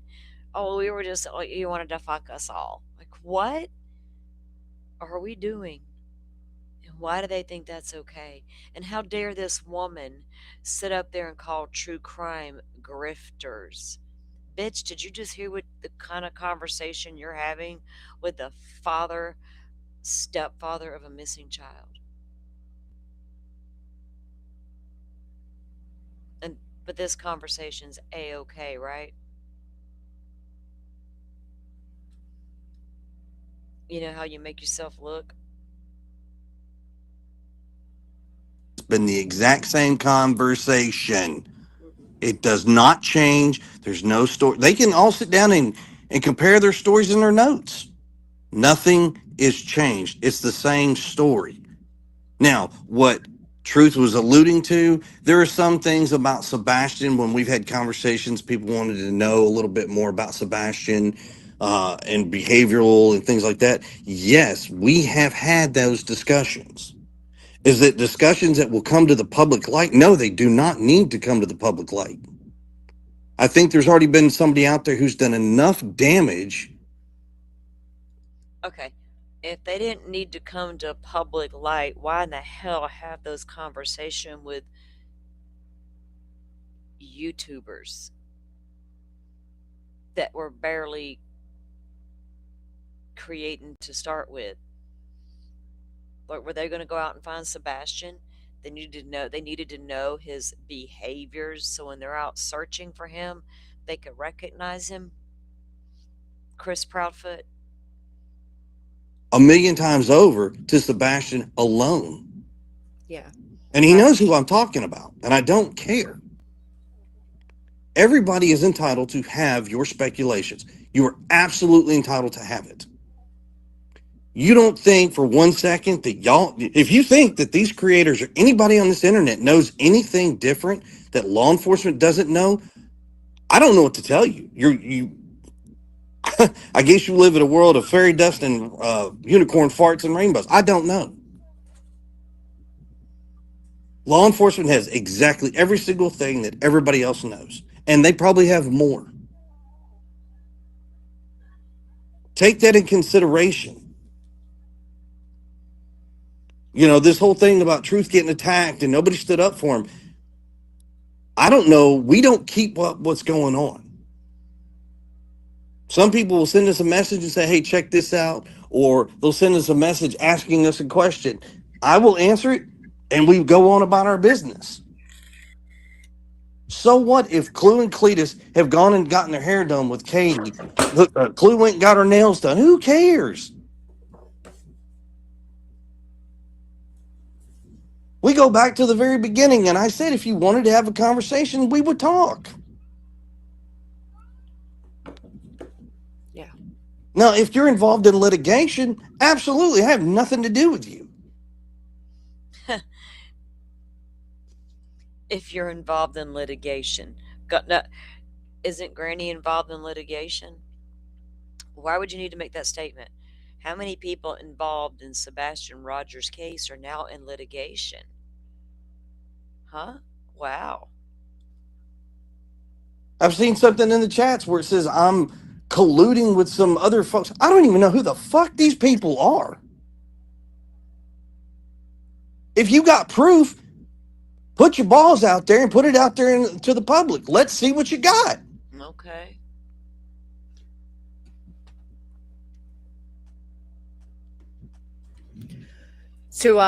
To be very transparent for whatever's being held over my head, I certainly did say that there were conversations that made me uncomfortable. But she's worried about what's being held over her head because Truth did say something about, be honest, Granny, or I'll put the truth out there. Like, whoa, the whole tooth and nothing but the tooth? Can we finally get it? Now she's like, okay, to be fair, Now, Granny is the one who put that into the universe, I guess, that Chris Proudfoot is out there having inappropriate conversations with women on the internet. Um, But were those conversations a sexual innuendos, sexual conversations between you and I? there's nothing like implying. Good night, Indy Cindy. Thank you for coming in. I appreciate you. You know that I do. Get a good night's sleep. Uh, my email is saltysleuth@gmail.com. Like, oh, you want to get in bed with me or anything like that by Oh, any means. lady. No. Okay. So what you're referring I to is the stuff that we just spoke on about Sebastian's behavior. yes. Okay. There we go. What's so hard about clearing the air on that? Am I going to sit here and give everybody every single detail of what we were speaking of? No, I'm not. It's none of your fucking. So now she's all like, okay, well, the uncomfortable conversation was really about Sebastian, not about you being inappropriate. What? Oh, this lady is very messy. Business. But Chris, let me explain something. Everything is getting twisted. Everything that was said about Clue and Katie going for nobody cares. The problem is No, some people do care. everything. Hold on, everything that Truth laid out yesterday is what everybody's going on. So all the comments you're seeing in chat have everything to do with the bullshit that Truth laid out yesterday. The conspiracy and how subs feel that if he alluded to the fact that Clue and Cletus and Granny and everybody knows that you guys are guilty and the Sebastian went in the trash can, all of this stuff was said yesterday. Well, So everyone in chat. I don't mean to interrupt you, and I'm not trying to disrespect you, but again, if we're going to speak on what was said, we need to be playing clips. If that's what we're going to do. You want me to get? I'll pull it up. I reviewed it all last night. I can pull it up. It might take me. Yeah, somebody get the clips because she was telling the truth. I will That be is what he honest was with you. insinuating. Yeah, I'll be honest with you. Somebody get the clips. Let's see. I don't know, Sparky. We're just reviewing some bullshit. I hope nobody. I don't know how anybody. I have never. I think I knew the guy longer than anybody because I met him when he came into Dago's true crime community. Before all of this, he was a walking red flag back then. I guess some people just missed it. Clue is and Cletus are dead on. Like if you want to come out here and say something, and you're going to say, "Well, it's this, and this is what his insinuations are." Oh, did Amanda agree with me, Cheryl? Mm-hmm. Okay. Once again, I go back to my statement. We don't watch everything. People will send us clips, and then we'll see what you're talking about. We'll answer from there, and we'll go on. I don't have time to sit on the internet like everybody else does. I don't. Nor does Katie. Somebody in the chat just said, talking to one of the panel guests, you don't speak for me. Truth don't speak for me. Truth don't speak for Granny, and he don't speak for Queen. Truth don't speak for nobody but himself. Right. And maybe his Nobody wife on else some does. occasions, but Nobody speaks for anybody except themselves. Right. It is exactly. what it is. No, but the stuff that he was saying yesterday was sick, and it was what he was insinuating was sick. And he brought Queen Bee and Granny and all you guys into it, and that's why I came up here. Not that I believed anything he was saying, but what he was insinuating is making everybody think that it was true. That's what my point was. It was like a 7-hour live. Give me a couple minutes to find it. I think that he is misrepresenting conversations that were had because, like Christopher just spoke to Granny about, we did have conversations about some things with Sebastian. And no, it is not a comfortable conversation. No. But it's being twisted into something that it's not.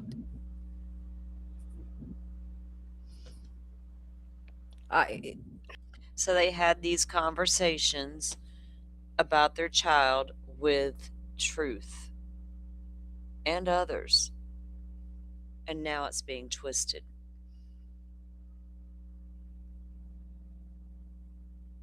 How exactly is it being twisted, and why would you share that kind of information about your child when it wasn't necessary to find him. I mean, it's obviously necessary to find him, but not using that information. So again, a lot of this can be brought right back to them bringing it upon themselves with what they were choosing to share behind the scenes with so-called creators. I will say And this: that's the the way Truth made conversations it that I sound. have with creators about Sebastian is to help the creators combat the bullshit and the lies and the crap that doesn't actually mean any fucking thing to this case. Right.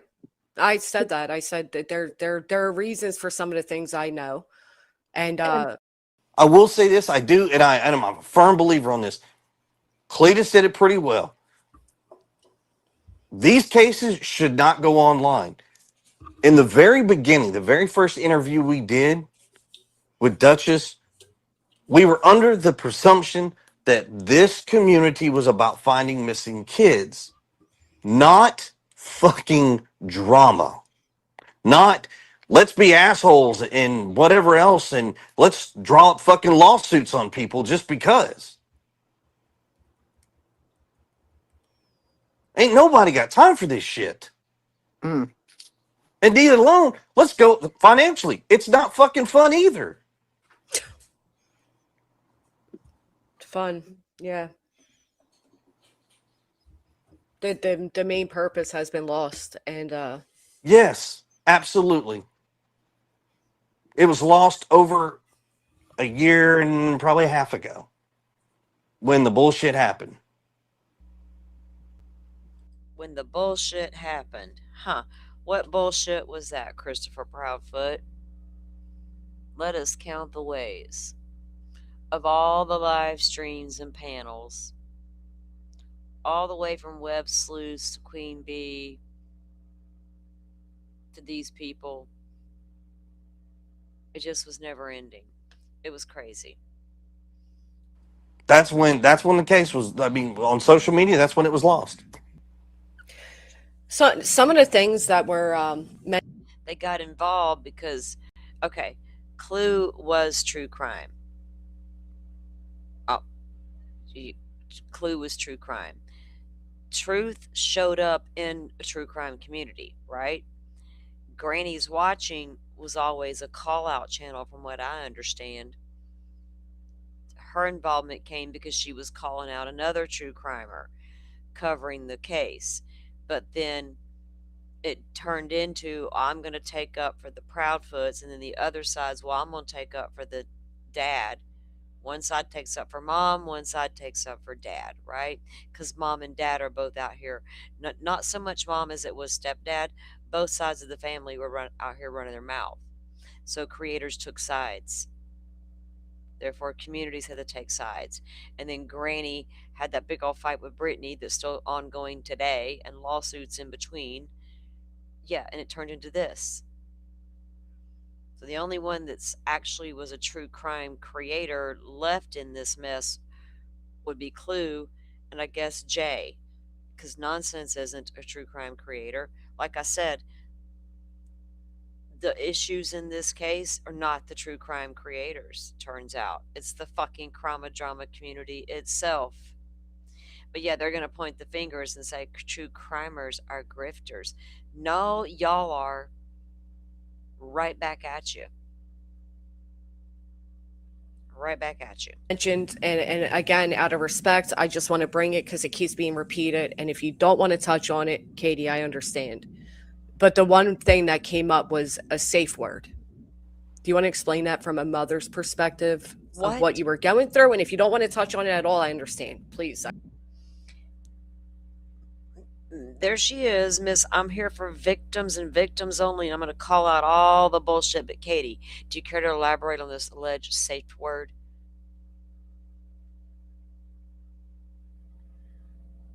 Go live one more time, lady, and call true crime grifters, you fucking weirdo. I understand.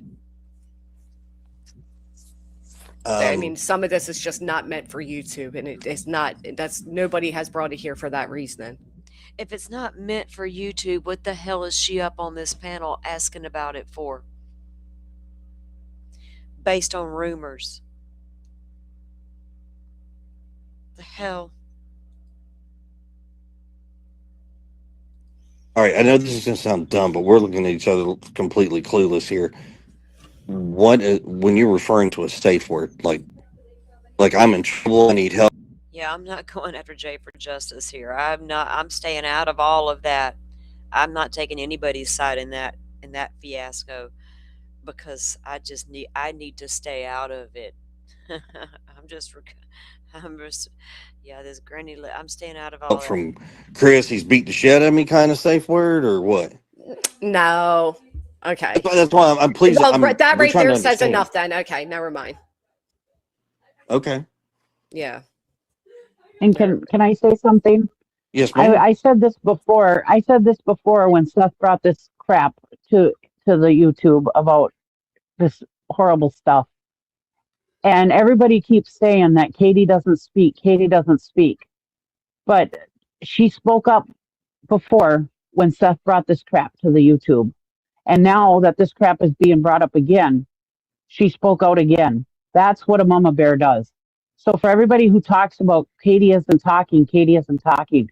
No, she's talking when she needs to talk.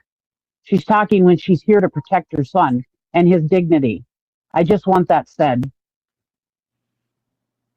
If this is a true crime community, take it back to true crime, not drama, not he said, she said, this, that, and the other. It doesn't matter.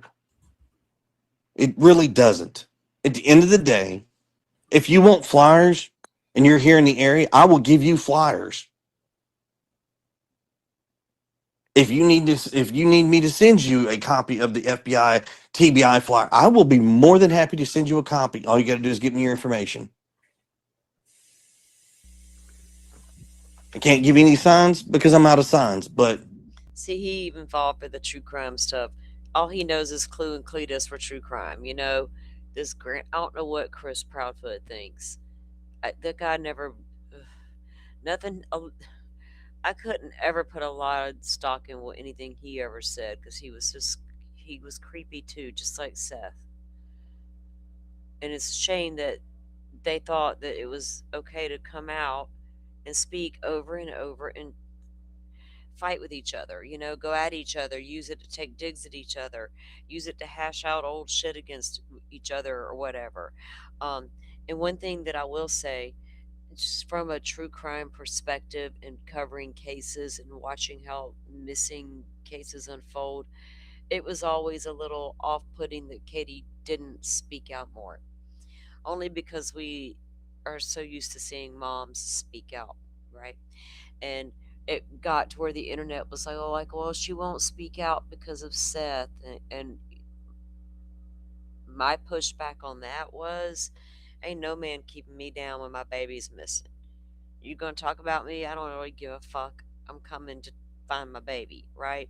But I don't. That doesn't mean that I feel like she's guilty of anything, because it was hard on social media for her.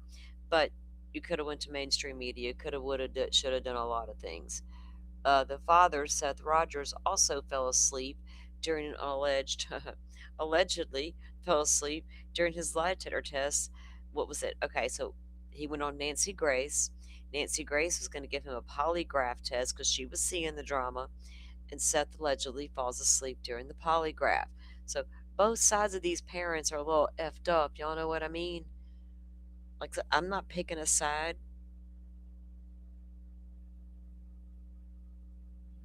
Duchess had good intentions. It just, yeah, all she did was give the first interview to them, right, on her missing channel platform. And so he's not even, Duchess is so far removed from what all this became, right?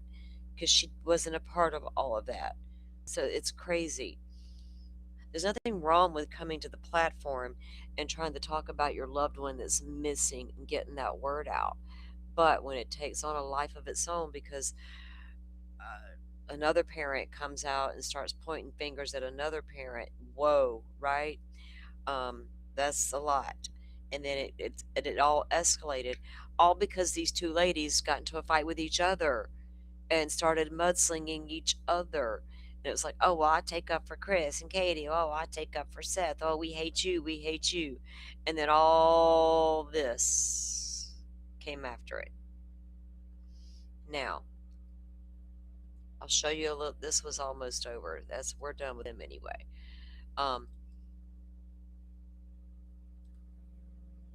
let me show you a little bit about that truth guy's bullshit. And the thing about this guy is he was always so off-putting and nasty. I don't know how anybody ever thought enough to take him seriously anyway. Like, I really don't. And I'm not being ugly when I say that.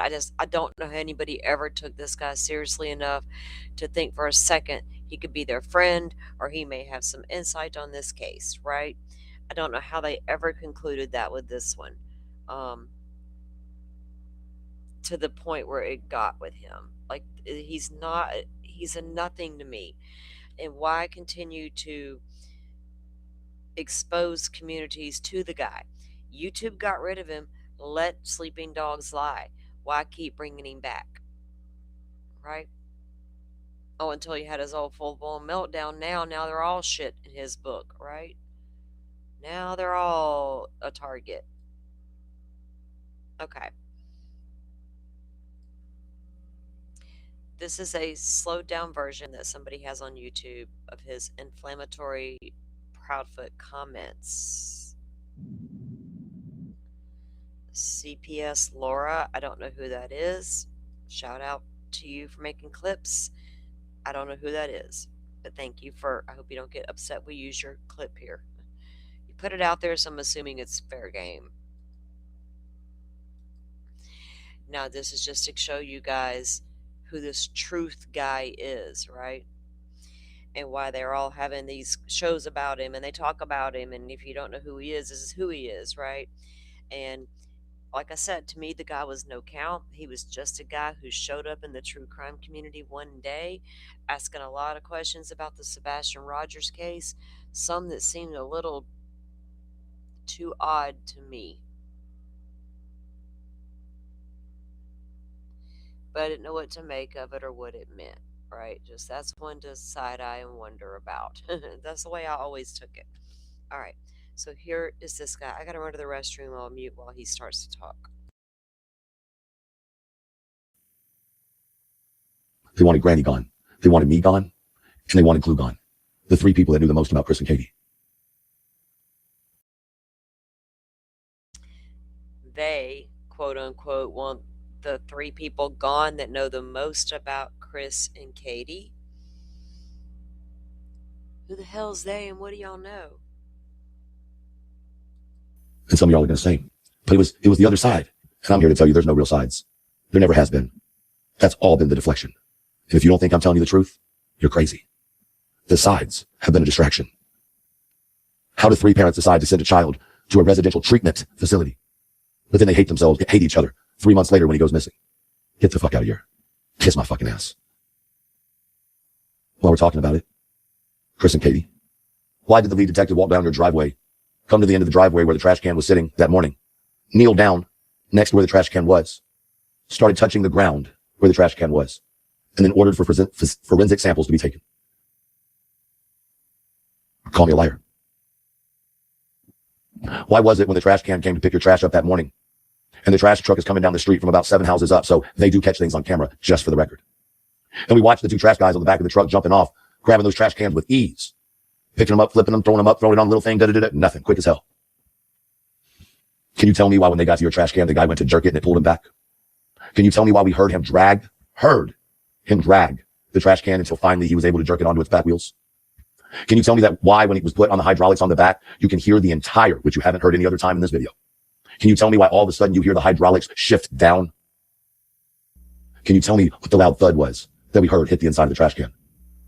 Or can you tell me why when they hit the compactor button, not only did it go down 1 compression, not only did it gear down 2 compressions, but it squealed. It was so hard to push down. Now, I don't know where he's getting this video from, the trash truck video. Now he's got video. Is this like the trash truck lights again? No one, I don't think, knows where this video's at he's talking about that he's allegedly seen. So he's just describing Katie putting or something going into the garbage can. This guy's full of shit, y'all. And Katie Proudfoot, when I asked you on the phone, what did you throw away that was so heavy?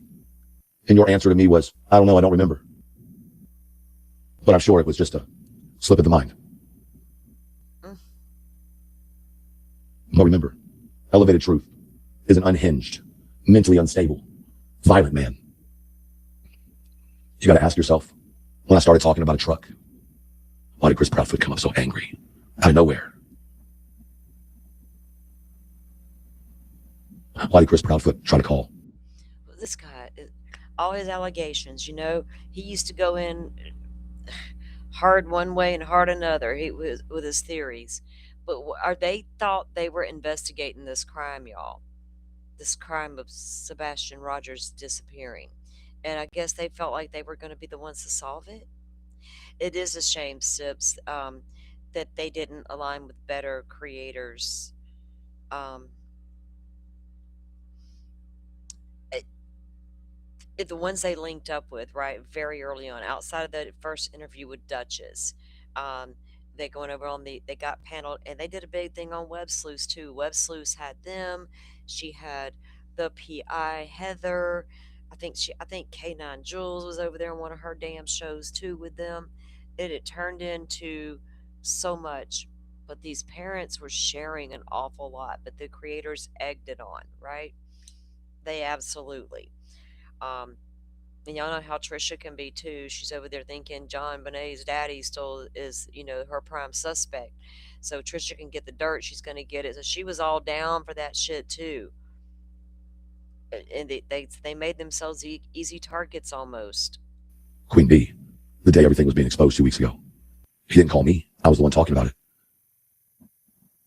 Now, let me say, I'm not saying that as though Queen B was into some shit. No, no, no. Because see, what he did is he would make a habit out of making you feel like you were the only one he was talking to.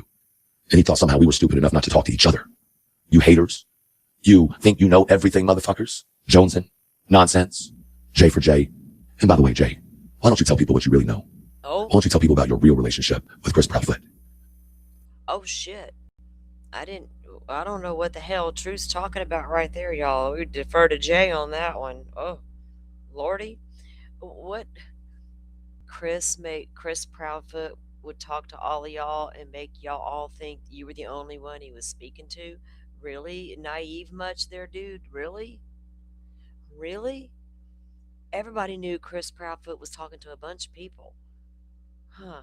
But I guess maybe everybody did think, well, I'm the only one, or maybe he was only going to tell me the truth. Maybe I can only the tooth of the tooth of the tooth. Oh my God, the the story grows taller on down the line. The tooth doesn't stick around long. Or you can make somebody else tell that story. Hey, Chris, that courthouse ain't very far from your house. Go file defamation charges. I'll be there with your recordings. And don't think for a second that I forgot that you told me, and I'm pretty sure that Clue and Cletus was on the phone when it happened, that you weren't worried about anybody fucking talking about anything you said, because accidents happen, right? What? Oh, and you know how you came out here and you said Sebastian never did anything to your daughter? Were you lying to the community, or were you lying to us? Just asking. Now then again, based on what I know about you now, that could have just been a lie. So I won't put that on Sebastian. But don't you dare fucking say you didn't say it, bitch. And by the way, you know how to get on a panel. I'm right here. Maybe I should get a man card. Will that get you up here quicker? Because if you think you can come up here and talk your way out of this one, I promise it won't work this time. Because as soon as you do, I'm going to reach over this phone and I'm going to pull these files up and I'm going to start hitting play. Stop fucking with people. Stop fucking with people's lives. And stop directing YouTubers to do your fucking dirty work. Capiche? Oh God. Oh Lordy, y'all, that's a lot. Capiche? I'm gonna pull up these files. What files, man? Stop it. That's kind of like white boy threatening with some juicy tea. What? We don't even want the tea. So that's what's going on out there, y'all. That's the kind of bullshit that they're unpacking constantly over there on Queen Bee. Nonsense goes at it nonstop. Jay covers other stuff, but she responds. She just knows a lot more about all that stuff than I do. So whatever her coverage is, I guess it's about whatever they're doing. Um, I tune in and out of her stuff. I was tuning in and out of nonsenses for a minute just because I was trying to. This was like a while back, right? A few months ago. I was trying to because I hadn't really paid any of this any attention in so long. So I thought, well, I'll go review a couple of things and see where everybody's sitting today, right? That kind of thing. I'll just go see where they're sitting. And I went and reviewed a couple of nonsense lives, but not like the whole things. And then a couple of Jay's things that she was doing, um, that she would respond to. So that's how I was keeping up with what they're all out there doing and saying and running amok about each other. Like, good Lord. And then I did go and review Granny the other day because I wanted to see what the Proudfoots had to say over there, right?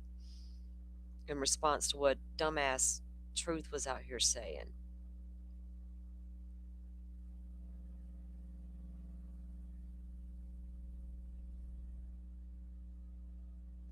Yeah, Truth accuses, he's out here, he's accusing a lot of people of a lot of things, right?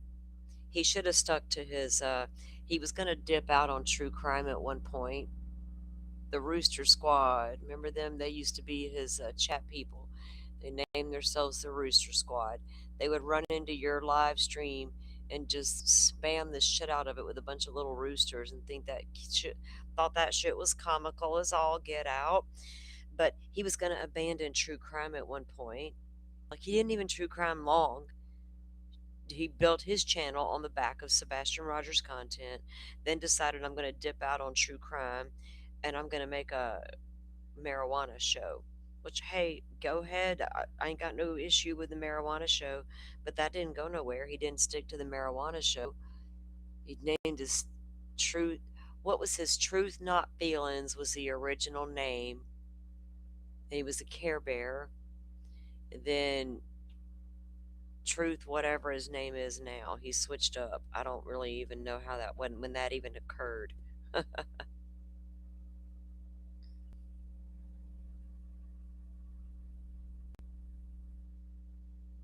Jay knows all about the stuff over the years.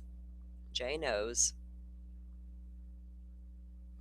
I don't know what they're saying about each other. I don't consume what they're actually saying about each other. I see they hold shows talking about what each other have said, right? Who is saying what and who actually did what? Who knows at this point? They were all talking to the behind the scenes.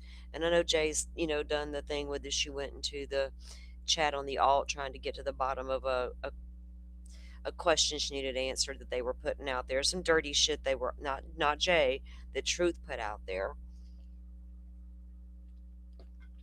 I know all of it. Like I said, I know who all was around in the very early days of all of this. I didn't just start looking at it because I'm seeing it on the internet. I avoided all this with the fucking plague when it started to happen. I knew better. I got as far away from it as I could possibly get. I didn't want any part of it. I didn't want any party talking to these parents. I didn't want any party listening to their stupid theories about each other. I certainly didn't want to hear Granny and Brittany going at it with each other. Grown ass women, shut up, right? Quit going real life on each other.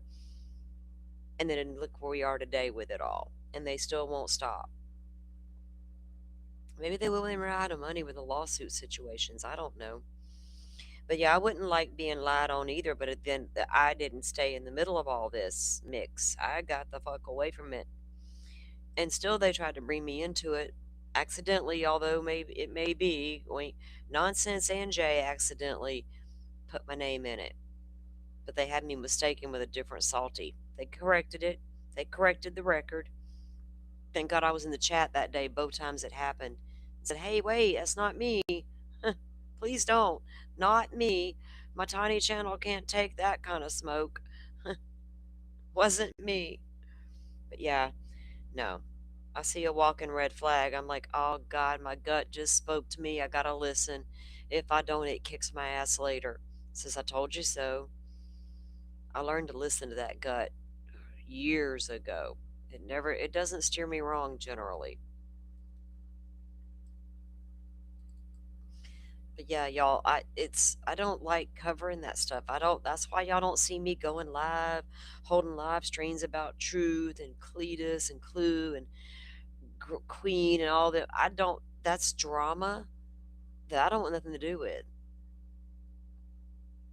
and it affects communities. Then they're in the middle of it and they feel some type of way. And then in that particular community with Queen and all of them, and Granny and the community trying to express their feelings over the situation, and they're being told they don't even matter at that point. You don't matter. You're just thought we addressed that part already. Now let's get back to asking Chris and Katie more intrusive questions. Like what? And like I said, let me hear them go live one more fucking time and call true crimers grifters. Deflect much? And I only have one channel. It's true crime. I'm not about to call true crimers grifters.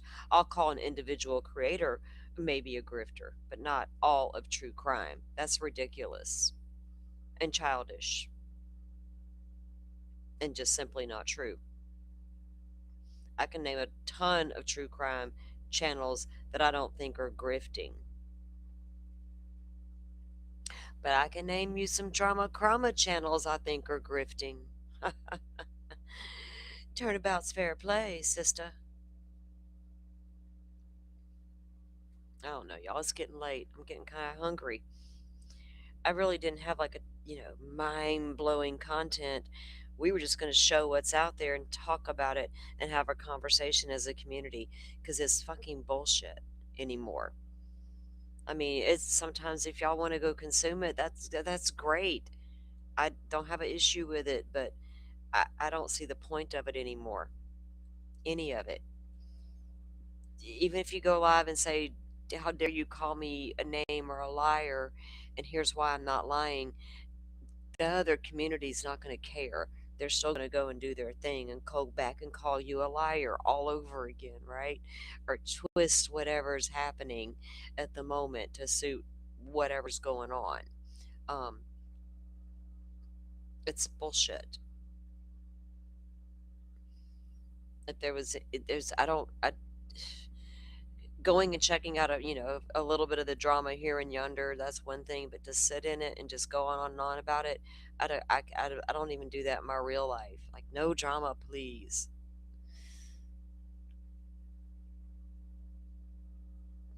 But I don't know what it's going to take to clean up these streets, how you clean it up, where people decide what they really want to consume. Maybe I'm reading it wrong. They don't want to consume true crime or any kind of fact based program with theories based on facts, right? Maybe they don't want that as an audience. Maybe they want the drama because they seem to be getting a lot of views for those shows. So there's got to be something behind it. I don't know what it is. I don't know what it says about society. If it's just a YouTube thing that everybody's like, oh, well, we can't leave it now. We're all in it. You know what I mean? I don't know why it continues. I don't know what people do what they do that. I don't know why they enjoy consuming it. I don't know. It's hard to figure out. I don't know if I want to try to figure it out. You know what I mean? Just know that after a while it's like, man, this is why are we doing all this?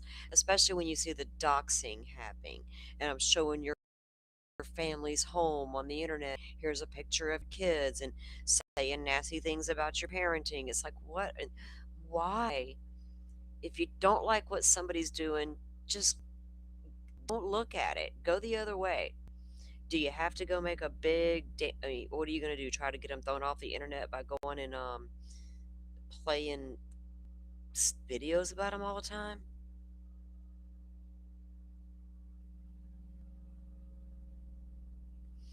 Do people still play that granny lady up? I don't know. I couldn't play her up. That lady's That lady was a red flag from the get go, too. She was manipulative and she was out there trying to get people to, join her cause and support her from the second she started fighting with people on the internet. I was there when it happened. That's why I never trusted her.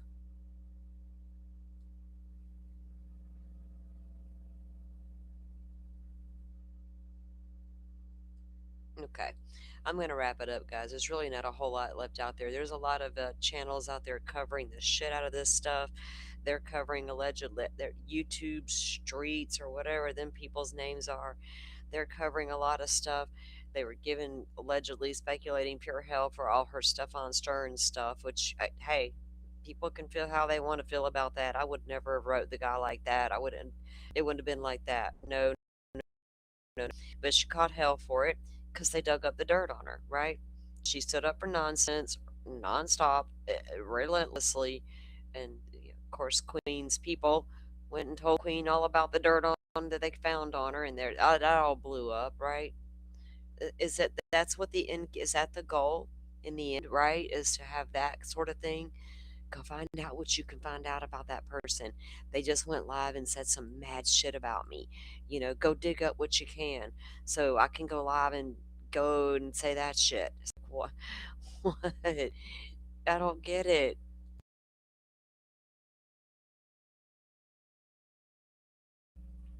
Is the true crime content so bad that, that's the alternative?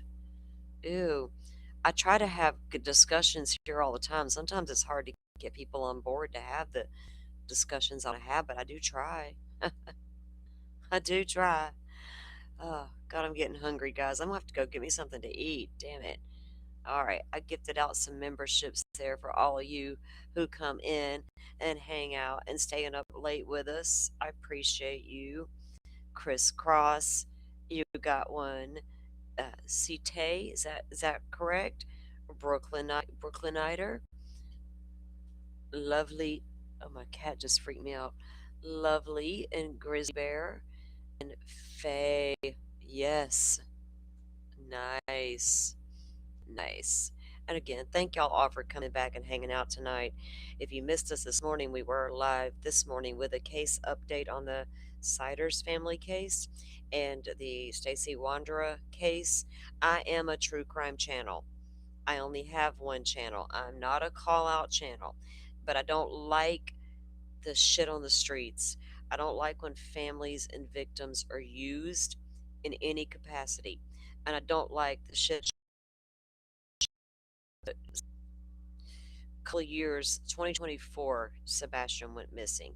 It is 2026, and we aren't really holding live streams to discuss where that child could be today. In fact, when his father was live on his own YouTube channel with a big question and answer, had that girl on panel, my question went ignored and unanswered because it was not about strange possibly abducting Sebastian. So that tells you where the dad's. But I'll keep looking for Sebastian when I go in public, like I always do, and I have for 2 solid years. If I see what I think is possibly Sebastian Rogers or any other missing person, I'm going to immediately call my local 911 and tell them who I am and what I think I see and why.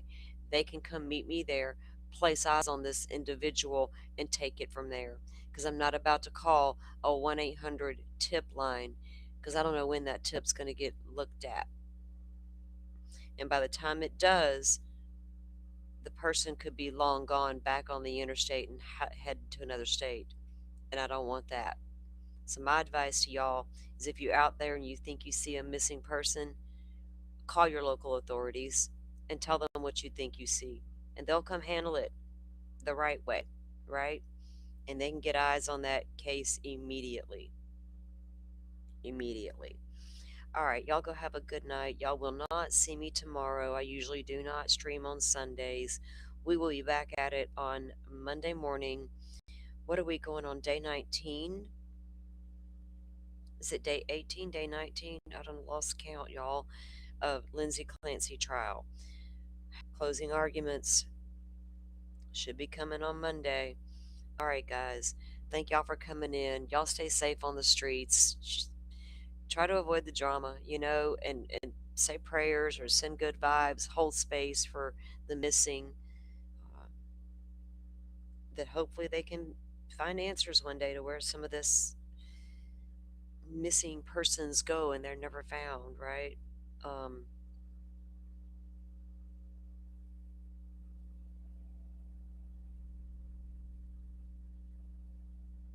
what? Crush's got nasty people sub to her.